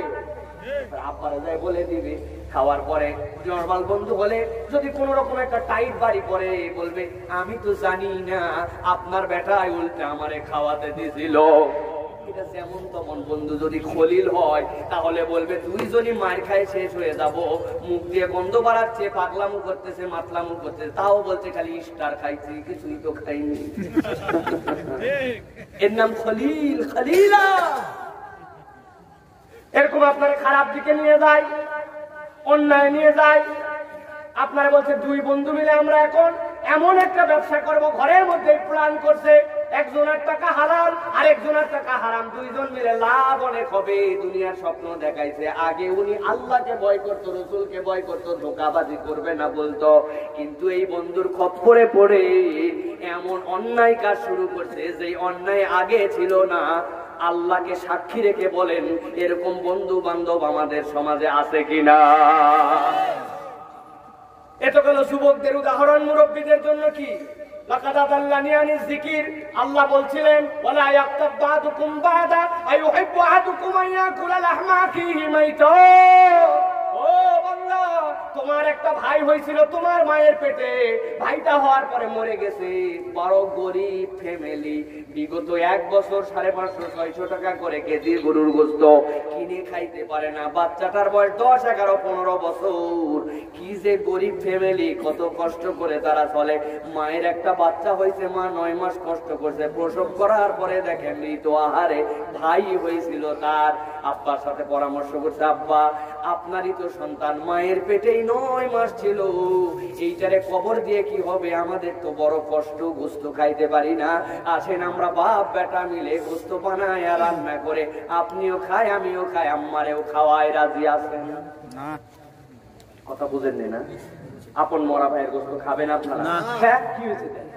নিজেরই তো মা, নিজেরই তো বাচ্চা, নিজেরই তো গোশত খাবেন না? আল্লাহ রাব্বুল আলামিন বলেন ওয়াদাল্লানি আনি যিকির। 2 বন্ধু একসাথে বসছিল, ইমাম সাহেবের খবর জানিস নাকি? এমন ইতুরের ইতুর, আর ঢাকায় যাই ওই যে কি দল করে সব জানাই আছে আমাদের। ওর বাপও যেমন ছিল ও সেরকম, ওই সাথে আবার বলছে ঠিকই বলছিস, এগুলো বলা উচিত না, না বলেও পারি না, আল্লাহ মাফ করুন।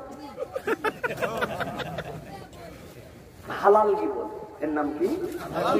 হালাল গিবত। বলা উচিত না, না বলেও পারি না, আল্লাহ মাফ করুন। তো খাওয়া বলে কি না? আছে এরকম লোক আছে। আল্লাহ রাব্বুল আমিন বলছেন ওয়ালা ইয়াক্তাব বা'দুকুম বা'দা আইয়ুহিব্বু আহাদুকুম আন ইয়াকুলা লাহমা আখিহি মাইতা ফাকারিহতুমুহ। আল্লাহ বলছেন ওই মৃত ভাইয়ের গোশত তো তুই খাবি না, ঘৃণা করবি, কিন্তু বান্দা সকাল সন্ধ্যা এরকম বন্ধুর খপ করে পড়ে যে তোরে আল্লাহর দিকে ডাকে না, ভালো কথা বলে না, এরকম কথা বললে মুখ চাপে ধরে তোর মুখ বন্ধ না করে আরো তাও দেয়, আরো বাতাস দিয়া দিয়া তোরে জাহান্নামে নিয়ে যায়। এই বন্ধুর সাথেই না আসরের পরে চা খাইতে বসি। আল্লাহ রাব্বুল আমিন বলছেন وَكَانَ الشَّيْطَانُ لِلْإِنسَانِ خَذُولًا। আর জেনে রাখো শয়তানের কাজ কি? শয়তান এরকম বন্ধুকে তোমার সামনে চাকচিক্য দিয়ে উপস্থাপন করবে। ভালো মানুষ, সরল মানুষে তোমার বোকা মনে হয়, তারে গাধা মনে হয়, তার বেশি ইসলাম মানলে ইসলামই লাগে। যুবক যদি মুখে দাড়ি রেখে দেয়, যুবক যদি ইসলামের পথে চলে, অন্য বন্ধুরা কয় ছোটবেলায় যে মোল্লা হয়ে গেলি। আছে না ভাই? ও যুবক, তোমার কাছে একটা পলিসি বলে দিয়ে যায়, তুমি যদি ভালো বউ পেতে চাও, একটা সুন্দর মন মানসিকতার মেয়ে পেতে চাও, একটা মাত্র কাজ করতে হবে, একটা দাড়িখানা এতখানি লম্বা করে ছেড়ে দিতে হবে। কতখানি? যতখানি যায়। পেশাব যদি সেটা না পড়ে তার আগ পর্যন্ত সারা। দাড়ি কাটার কোনো হাদিস কোরআনে কিচ্ছু নাই। দাড়ি ছেড়ে দাও, গোপ ছোট করে ফেলো, কথা শেষ। এত বড় দাড়ি নিয়ে তুমি ঘুরবে, তোমার বাপ মা খবর দিবে ছেলে কেমন, পড়ালেখায় ভালো, চাকরি বাকরিও করে, মেয়ে একটা চাই, মেয়ে জিজ্ঞাসা করবে দেখতে কেমন, কয় মুখে এত বড় দাড়ি, হুজুর মুজুরের সাথে আমি বিয়ে করবো না। তাহলে বুঝবেন, হুজুর মুজুরের সাথে বিয়ে না করলে তার মধ্যে দিনদারি নাই। দুনিয়ার সেরা রূপসী সুন্দরী হলেও আপনার বাড়িতে আসলে আপনার ফ্যামিলির দিনের আপনার কোনো উপকার হবে না, অটোমেটিক আগেই আপনার থেকে বিদায়, ঠিক কিনা? এই জন্য যুবক যদি বিয়ে করতে চাও আর ভালো বউ পেতে চাও, দাড়ি ছেড়ে দাও। আল্লাহর ফর্মুলা এটা। যদি তোমার এইগুলো সব দেখে তুমি নামাজি ছেলে, তুমি সত্য কথা বলো, লম্বা দাড়ি রাখছো, টাকনুর উপরে কাপড় পরো, এইগুলো সব দেখার পরেও যদি বলে না ওই ছেলের আমি বিয়ে করবো, বুঝবে তোমার তকদির বলো, তোমার সংসারে এমন একটা মেয়ে আসবে, রূপে কম হতে পারে, বংশে কম হতে পারে, তার টাকা পয়সা ফ্যামিলি শ্বশুর দিকের কম হতে পারে, কিন্তু সে যদি দিনদার হয় তাহলে ওই দিনদারি দিয়ে আল্লাহ বাকি সবগুলা তোমার কামিয়াব করে দিবে। আল্লাহ রাব্বুল আমিন বলছেন ওয়াকাল আর-রাসূলু ইয়া রাব্বি ইন্না কওমি ইত্তাখাযু হাযাল কুরআনা মাহজুরা। সেই মানুষরা ওই দিন বন্ধু নিয়ে আফসোস করবে। আল্লাহ বলছেন রসুলকে ওই দিন সেই জায়গায় হাজির করানো হবে। আল্লাহ বলছেন আমার বক্তব্যের পরে রসুল একটু কথা সেখানে বলবেন। আল্লাহ রসুল বলবেন হে আল্লাহ, এই যে কওমের কাছে কোরআনের কথাগুলো এরকম কষ্ট করে করে উপস্থাপন করা হয়েছিল, ওরা শুনছে, সব বুঝছে, বুঝার পরেও এই কোরআনকে খেল তামাশা হিসাবে নিয়েছিল। আল্লাহু আকবার। হাযাল কুরআন মাহজুরা, তারা এই কোরআনকে খেল তামাশা হিসেবে নিতে। শুনছি তো 70 বছর ওয়াজ শুনে গেলাম, 50 বছর শুনলাম, পরকালে এইরকম হবে, তারপরেও ধোঁকাবাজি ছাড়ে না, তারপরেও ফজরের নামাজ পড়ে মুরব্বি চলে যাচ্ছে, কান্দের মধ্যে একটা কোদাল নিয়ে জমির দিকে। লোকজন বলে এত সকালে যাই যান কোথায় চাচা? বলে বাবারে আগের মতো তো আর কাজ করতে পারি না এখন, ওই জন্য সূর্য উঠার আগে একটু জমির থেকে কাজ করে চলে আসবো। মুরব্বির আসল টার্গেট ওই পারের জমিওয়ালা এখন আইল কাটতে পারে নাই, উনি নিজের জমির দিকে আইল কাটে আধ হাত একটু জমিটা ঠেলতে চায়। এরকম আছে ভাই? ওই দিন যাওয়ার পরে টের পাবে। আল্লাহ রসুল যখন পিটিশন দিবেন, আল্লাহ রসুল বলবেন কোরআনের সব জানছিল, এটা যদি করে তার অন্যায় হবে, কিন্তু তারপরে আল্লাহ যাওয়ার পরে কোরআনের একটা খেল তামাশা, ও আজ তো হবেই।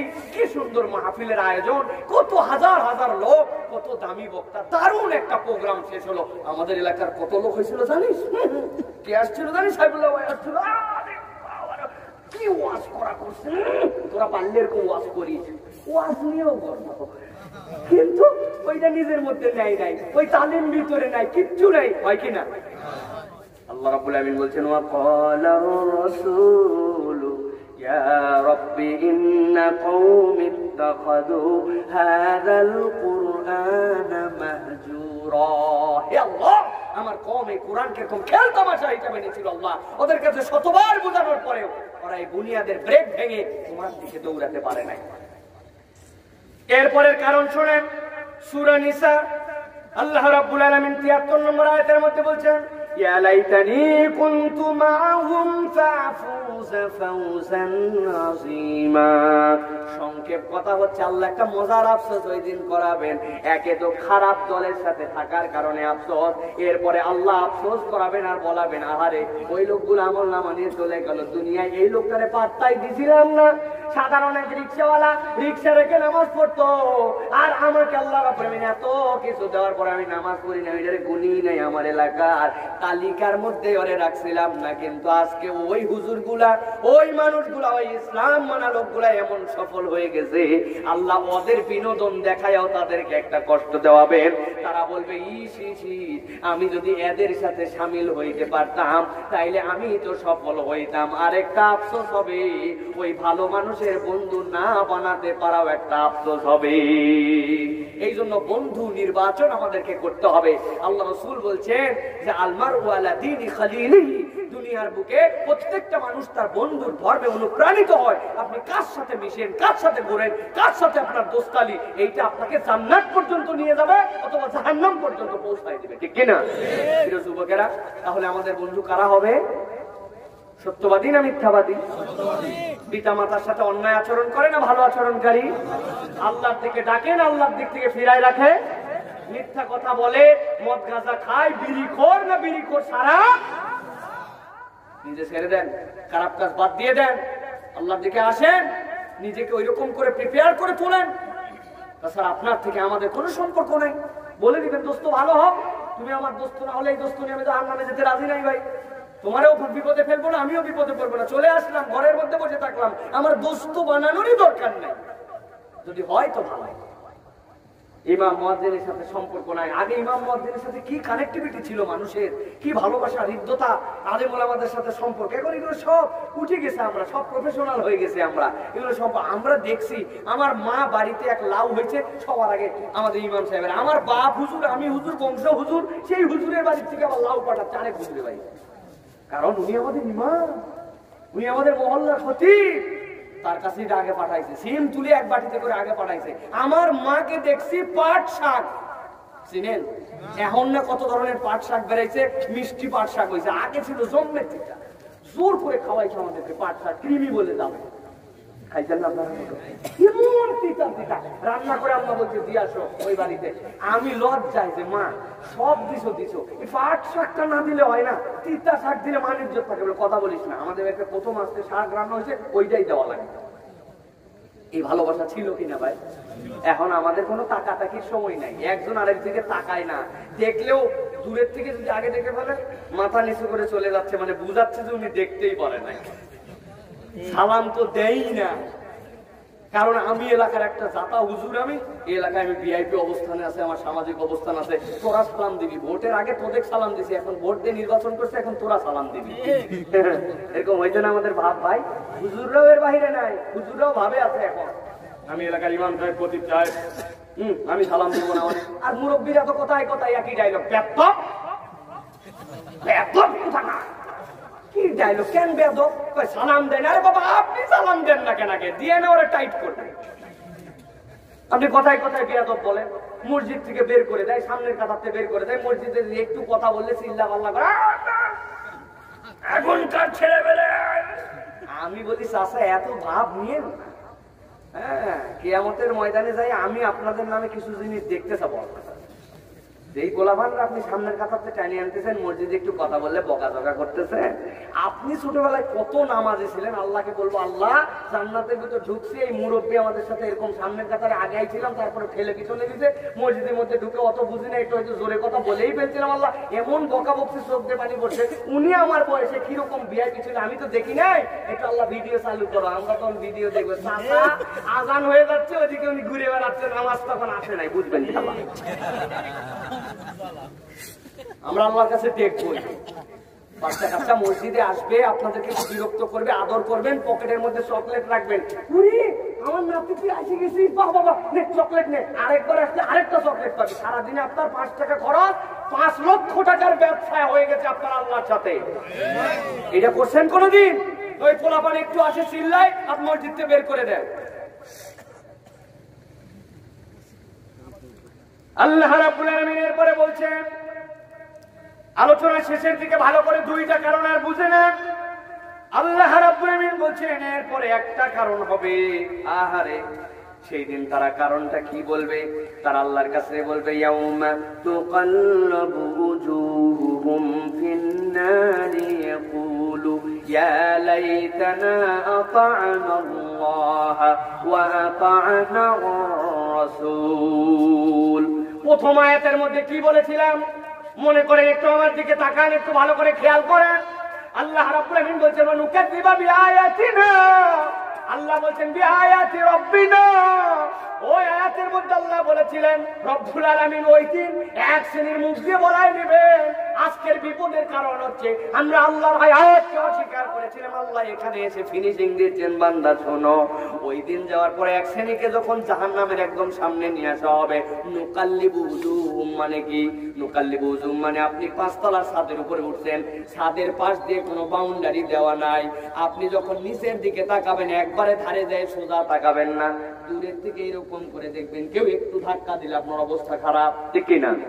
আল্লাহ বলছেন নুকাল্লিবু উজুহুম, তাদের মুখগুলাকে যখন একদম জাহান্নামের সামনে হাজির করানো হবে, একটা করে লাঠি দিয়ে জাহান্নামে এখন ফেলানো হবে, ওই সময় তারা 2টা আফসোসের কথা বলবে, আহারে আজকে তো এই জাহান্নামে যাওয়া লাগতো না যদি আতা'নাল্লাহ ওয়া আতা'নার রাসূলা, আমরা যদি আল্লাহ আর তার রাসূলের ইতাআত করতাম আজকে আমাদের কোনোই বিপদ হতো না। কিন্তু আল্লাহও মানি নাই, রাসূলের ইতাআতও করি নাই, আল্লাহর নবীর সুন্নাতের গুরুত্ব দেই নাই, জন্য আজকের দিনে জাহান্নাম ছাড়া কোনো উপায় নাই।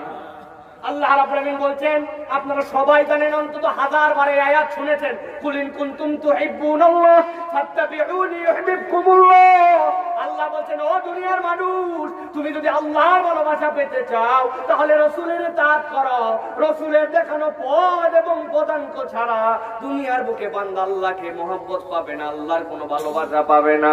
দুনিয়ার মানুষ এখন তো আমাদের অবস্থা এরকম হয়েছে, সবাইকে ভালোবাসে, কেবল রাসূলের মহব্বত দিলে আসে না। বলবেন হুজুর কে বললো মহব্বত করি নাই? আমরা মিছিল করছি, ফেসবুকে পোস্ট দিছি, ফ্রান্সের পণ্য বর্জন করছি। আপনি ভুলের মধ্যে আছেন ভাই। আপনি ফ্রান্সের পণ্য বর্জন করেন বা না করেন, আপনি মিছিল করেন বা না করেন, আপনি ফেসবুকে স্ট্যাটাস দেন বা না দেন, এইগুলা দিয়ে আল্লাহর নবী তারা যারা বিপক্ষে কাজ করছে, এক চুলো আল্লাহর রাসূলের ইজ্জতকে তারা অন্যায় ভাবে দুনিয়ার মানুষের কাছ থেকে তো নয়, আল্লাহর কাছ থেকেও আল্লাহর রাসূলের ইজ্জত হানি করার কোনো ক্ষমতা নাই। ঠিক আল্লাহ বলছেন, ওয়া রাফা'না লাকা যিকরাক। হে রাসূল, কিয়ামত যতদিন থাকবে আমি আল্লাহ রাব্বুল আলামিন রাসূলের মর্যাদাকে এমন উপরে তুলছি যেটা কল্পনা করতে পারবে না। দুনিয়ার সব মানুষ মিলে যদি রাসূল বিরোধিতা করে, রাসূলকে ব্যঙ্গ করে, রাসূলের কিছু যায় আসে না।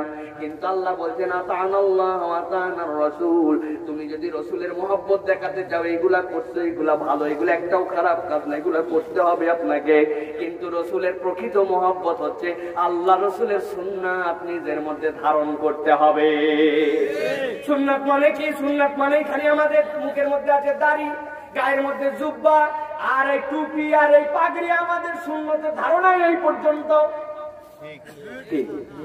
এটা দামি সুন্নাত, এইটা দরকার আছে ভাই, এইটা আল্লাহ রসুলের টাইমে সুন্নাত। এই দাড়ি আপনার লাগবে, কারণ কবরে যাওয়ার পরে নবীজির চেহারার সাথে আপনার চেহারা দেখানো হবে, যখন দাড়ি না থাকলে মিল হবে না চেহারা, এইটা আপনার লাগবে। আল্লাহ নবী যেই জামা পড়ছেন, যেরকম টুপি পড়ছেন, যেরকম করছেন, এইটা লাগবে।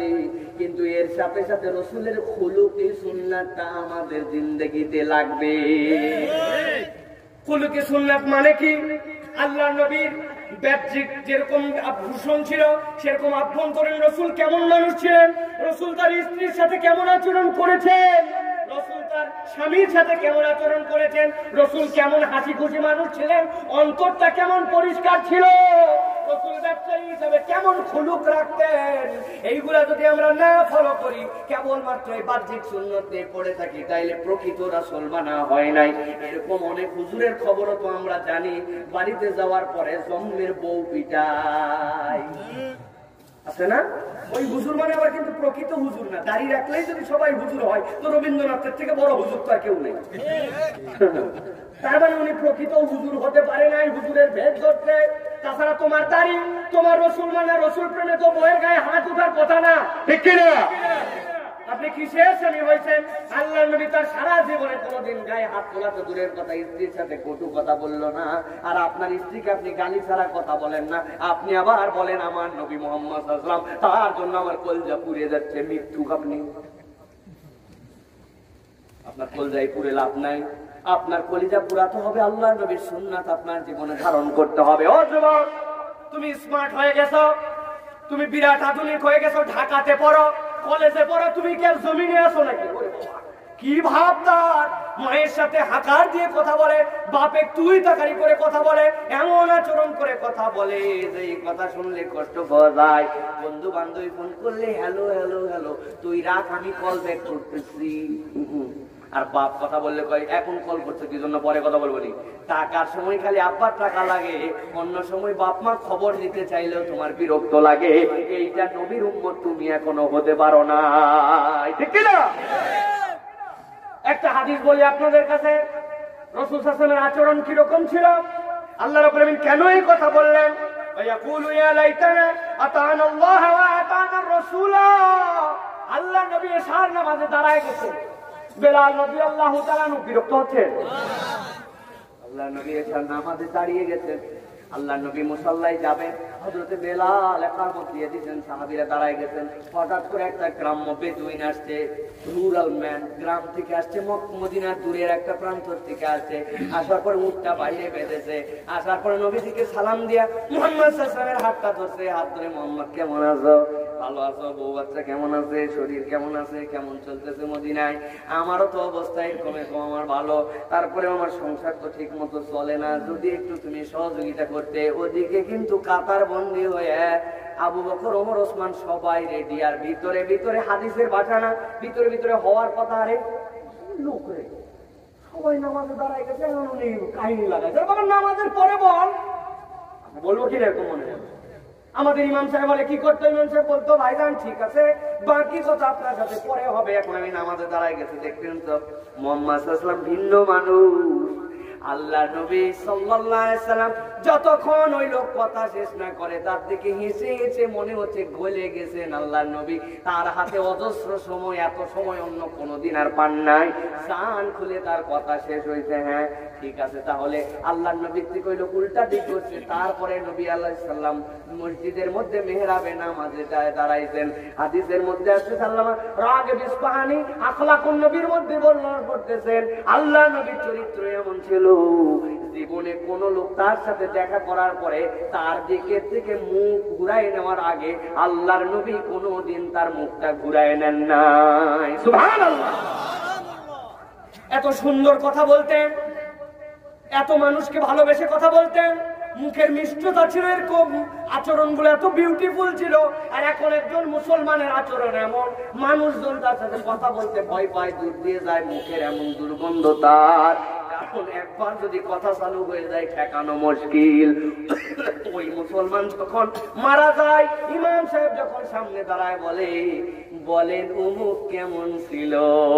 এলাকার লোকজন সবাই তো পিছনে, জানাজা তাড়াতাড়ি শেষ করা দরকার, মাথার উপরে রোদ, আজারায় ঝামেলা বাড়ায় দরকার, কি বলে ভালোই ছিল। ভিতরে ভিতরে বলে কেমন ছিল, সব জানাই ছিল। কেমন ছিল জানাই ছিল, কত বড় ঝামেলা যে আল্লাহ তুলে নিল। এরকম কত জানা যায়, আমার পাশের থেকে পিছ পিছ করে এরকম করে বলতে শুনেছি। তাহলে জীবনটা কেমন হতে হবে? অন্তত পক্ষে মারা যাওয়ার পরে মানুষ বলতে পারে জানো মুখটা খারাপ ছিল না, গালি দিত না, অন্যায় করে নাই, মানুষের উপকার করতে না পারলে জীবনে ক্ষতি করে নাই। এই না হলো নবীর উম্মত। নয়তো নবীর উম্মত হিসাবে ওই দিন যে আল্লাহর কাছে পরিচয় দেওয়া যাবে? যদি না যায়, আল্লাহ বলছেন ওই দিন যখন জাহান্নামের সামনে দাঁড় করানো হবে, এই আফসোসটাই কেবল করবে, আমি তো নবীকে অনুসরণ করে আসতে পারি নাই, যদি আসতাম তাইলে আজকে বেঁচে যেতাম। প্রিয় মুসলমান, তাহলে জেনে জেনে আল্লাহর নবীর সুন্নাত আমাদের জীবনে গ্রহণ করার দরকার আছে কিনা? সর্বশেষ ফুল এন্ড ফাইনাল, গভীর মনোযোগ দিয়ে বুঝেন। আল্লাহ রাব্বুল আমিন বলছেন এই আফসোস বড় কঠিন আফসোস। আল্লাহ সব আফসোসের সামারি করে দিচ্ছেন এর মধ্যে। আল্লাহ বলছেন ওয়ায়াউমা ইয়া'আদ্দুজ যালিমু আলা ইয়াদাইহি ইয়াকুলু ইয়া লাইতানি ইত্তাখাযতু মা'আর রাসূলি সাবিলা। আল্লাহ বলছেন ও দুনিয়ার মানুষ রে, ওই দিন আল্লাহর কাছে যাওয়ার পরে বান্দারা আফসোসের পরে আফসোস করে একটা কথাই কেবল বলবে, আল্লাহ যে রাস্তা, যে পথ আমাদেরকে দেখাই দিয়েছিলেন, আজকে যদি আমরা সেই পথটা দেখতে পাইতাম, সেই রাস্তাকে অনুসরণ করতে পারতাম, তাহলে আমাদের জন্য বড় বেশি ভালো হতো। কিন্তু আমরা বড় ডাকাতি করে চলে আসছি। আজকের দিনে আমরা সেই আল্লাহ তার রসুলকে মানি নাই। না মানার কারণে তাদের আচরণ কি হবে? আল্লাহ বলছেন ইয়াউমা ইয়া'আদ্দুজ যালিমু আলা ইয়াদাইহি, কেবল এইটুকু বললেই তো হতো, কিন্তু তারা তা না করে আফসোসে আফসোসে কিয়ামতের সব মানুষ তাদের দিকে তাকায় থাকবে, আর নিজের হাতগুলা নিজের মুখের মধ্যে নিয়ে কামড়ায় কামড়ায় কামড়ায় কামড়ায় হাতকে ছুঁড়ে ফেলতে থাকবে। আমার ছোট্ট একটা মেয়ে আছে, 3 মেয়ের মেজো মেয়ে, যেটা আমার মাত্র 2.25 বছর বয়স। খালি কামড় দেয়, কি যে একটা বদভ্যাস হয়েছে, এইগুলো ছোট ছোট দাঁত উঠছে, খালি কামড় দেয়, কিছু পাইলে না পাইলে কামড়। আমি ডাক দিলাম, বাবা এদিকে আয়।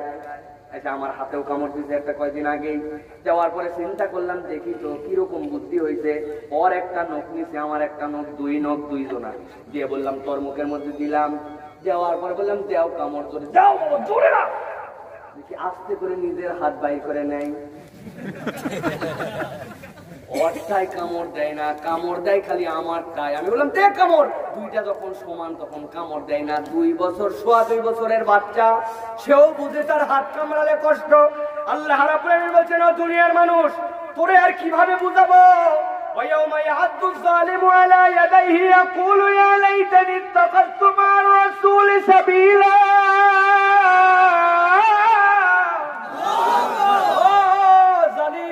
আমি আল্লাহ বললাম আর কিভাবে তোরে বুঝাবো? ওই দিন তুই যদি রসুলের দলে না থাকিস, ওই দিন নিজের হাত কামড়াইলে কষ্ট হয়, বান্দা জানে, কিন্তু আফসোস কত বেশি হলে কামড়ায় কামড়ায় নখ ফেলে দিবে, হাত ফেলে দিবে, নিজের হাত কামড়াতে কামড়াতে শেষ করে দিবে। আল্লাহ বলছেন ওই কামড়ানোর কারণটা শেষে দিয়ে জানালাম, বান্দা দুনিয়ার থেকে এই আফসোসের কারণগুলা উতরায় আয়, আমার বান্দার হাত কামড়ানো আমি ওই দিন দেখতে চাই না। আল্লাহ আমাদেরকে এই বুঝগুলা দান করুক, এই আফসোস যেগুলা কিয়ামতের দিন হবে, এখান থেকে আমাদেরকে বেরিয়ে আসার মতো মন, মানসিকতা, যোগ্যতা এবং এই আয়াতগুলার আমল করার তৌফিক দেন, বলেন আল্লাহুম্মা আমিন। আজকের মতো আর কথা নয়, আল্লাহ রাব্বুল আমিন কবুল করুক আপনাদের আশা বসা, এই কষ্ট মেহনত, আল্লাহ রাব্বুল আমিন বরকত দান করুক। তবে যাওয়ার আগে একটা কথা বলি আপনাদের কাছে। আমি একটা সংবাদ শুনে, আমার প্রিয় ভাই সে বলছে আপনাদের এখানে যে মসজিদ আছে, মসজিদের সামনে আপনাদের এখানে একটা মাদ্রাসা করার জন্য একটা প্ল্যান করা হয়েছে, আপনারা শুনেছেন হয়তো। এবং আনন্দের বিষয় হচ্ছে আমাদের মেয়েরা, আমাদের বোনেরা, আমাদের ছোটরা, তাদের জন্য উপযুক্ত আমরা মাদ্রাসায় শিক্ষা দিতে পারছি না। ছেলেদের মাদ্রাসা হেফজখানা অনেক, কিন্তু জুমার দিনে যায়, এই ওয়াজ মাহফিলে আসছেন, কথা শুনতেছে, কিন্তু মেয়েদেরকে আমরা প্রপার শিক্ষা দিতে পারছি না। এই উদ্দেশ্যে এলাকার উদ্যোগে এবং আমাদের কিছু সুধী ভাই, তাদের নাম আপনারা জেনে ফেলবেন ইনশাআল্লাহ, তারা এটা স্পন্সর করবেন, সহযোগিতা করবেন। এরকম একটা মহিলা মাদ্রাসা এখানে দেওয়া হচ্ছে। আমি আপনাদের কাছে একটা খালি আবেদন চাই, আপনারা রাজি হবেন আবেদনে? হবেন ইনশাআল্লাহ সবাই? কোনো টাকা চাবো না আপনাদের কাছে, ভয় পাইেন না, হুজুর মনে শেষে টাকা তুলবে। আপনাদের কাছে একটা আবেদন চাই, এই মাদ্রাসাটা হওয়ার ক্ষেত্রে আমরা কেউ বিরোধিতা করবো না। টান টান করে আল্লাহ সহযোগিতা না পারি, আল্লাহ জীবনে বিরোধিতা করবো না। রাজি আছেন তো? আল্লাহ সাক্ষী। কিন্তু মন মানসিকতা, রাজনৈতিক স্বার্থ, অমুক তুমুক, জমি জেরা, টেকনিক, বুদ্ধি, এগুলো সব মাথার থেকে ঝেড়ে ফেলে আল্লাহ এই মাদ্রাসা হওয়ার ক্ষেত্রে আমরা বিরোধিতা করবো না। রাজি আছেন? চিৎকার করে বলেন আল্লাহুম্মা আমিন। তাকবীর দেন, লিল্লাহি তাকবীর। আগের বারের হারা পার্টি জোড়া পার্টি একসাথে এবার শেষ তাকবীর দিবেন, লিল্লাহি তাকবীর। اللهم آمين وآخر دعوانا الحمد لله رب العالمين سبحانك اللهم وبحمدك أشهد أن لا إله إلا أنت أستغفرك وأتوب إليك والسلام عليكم ورحمة الله وبركاته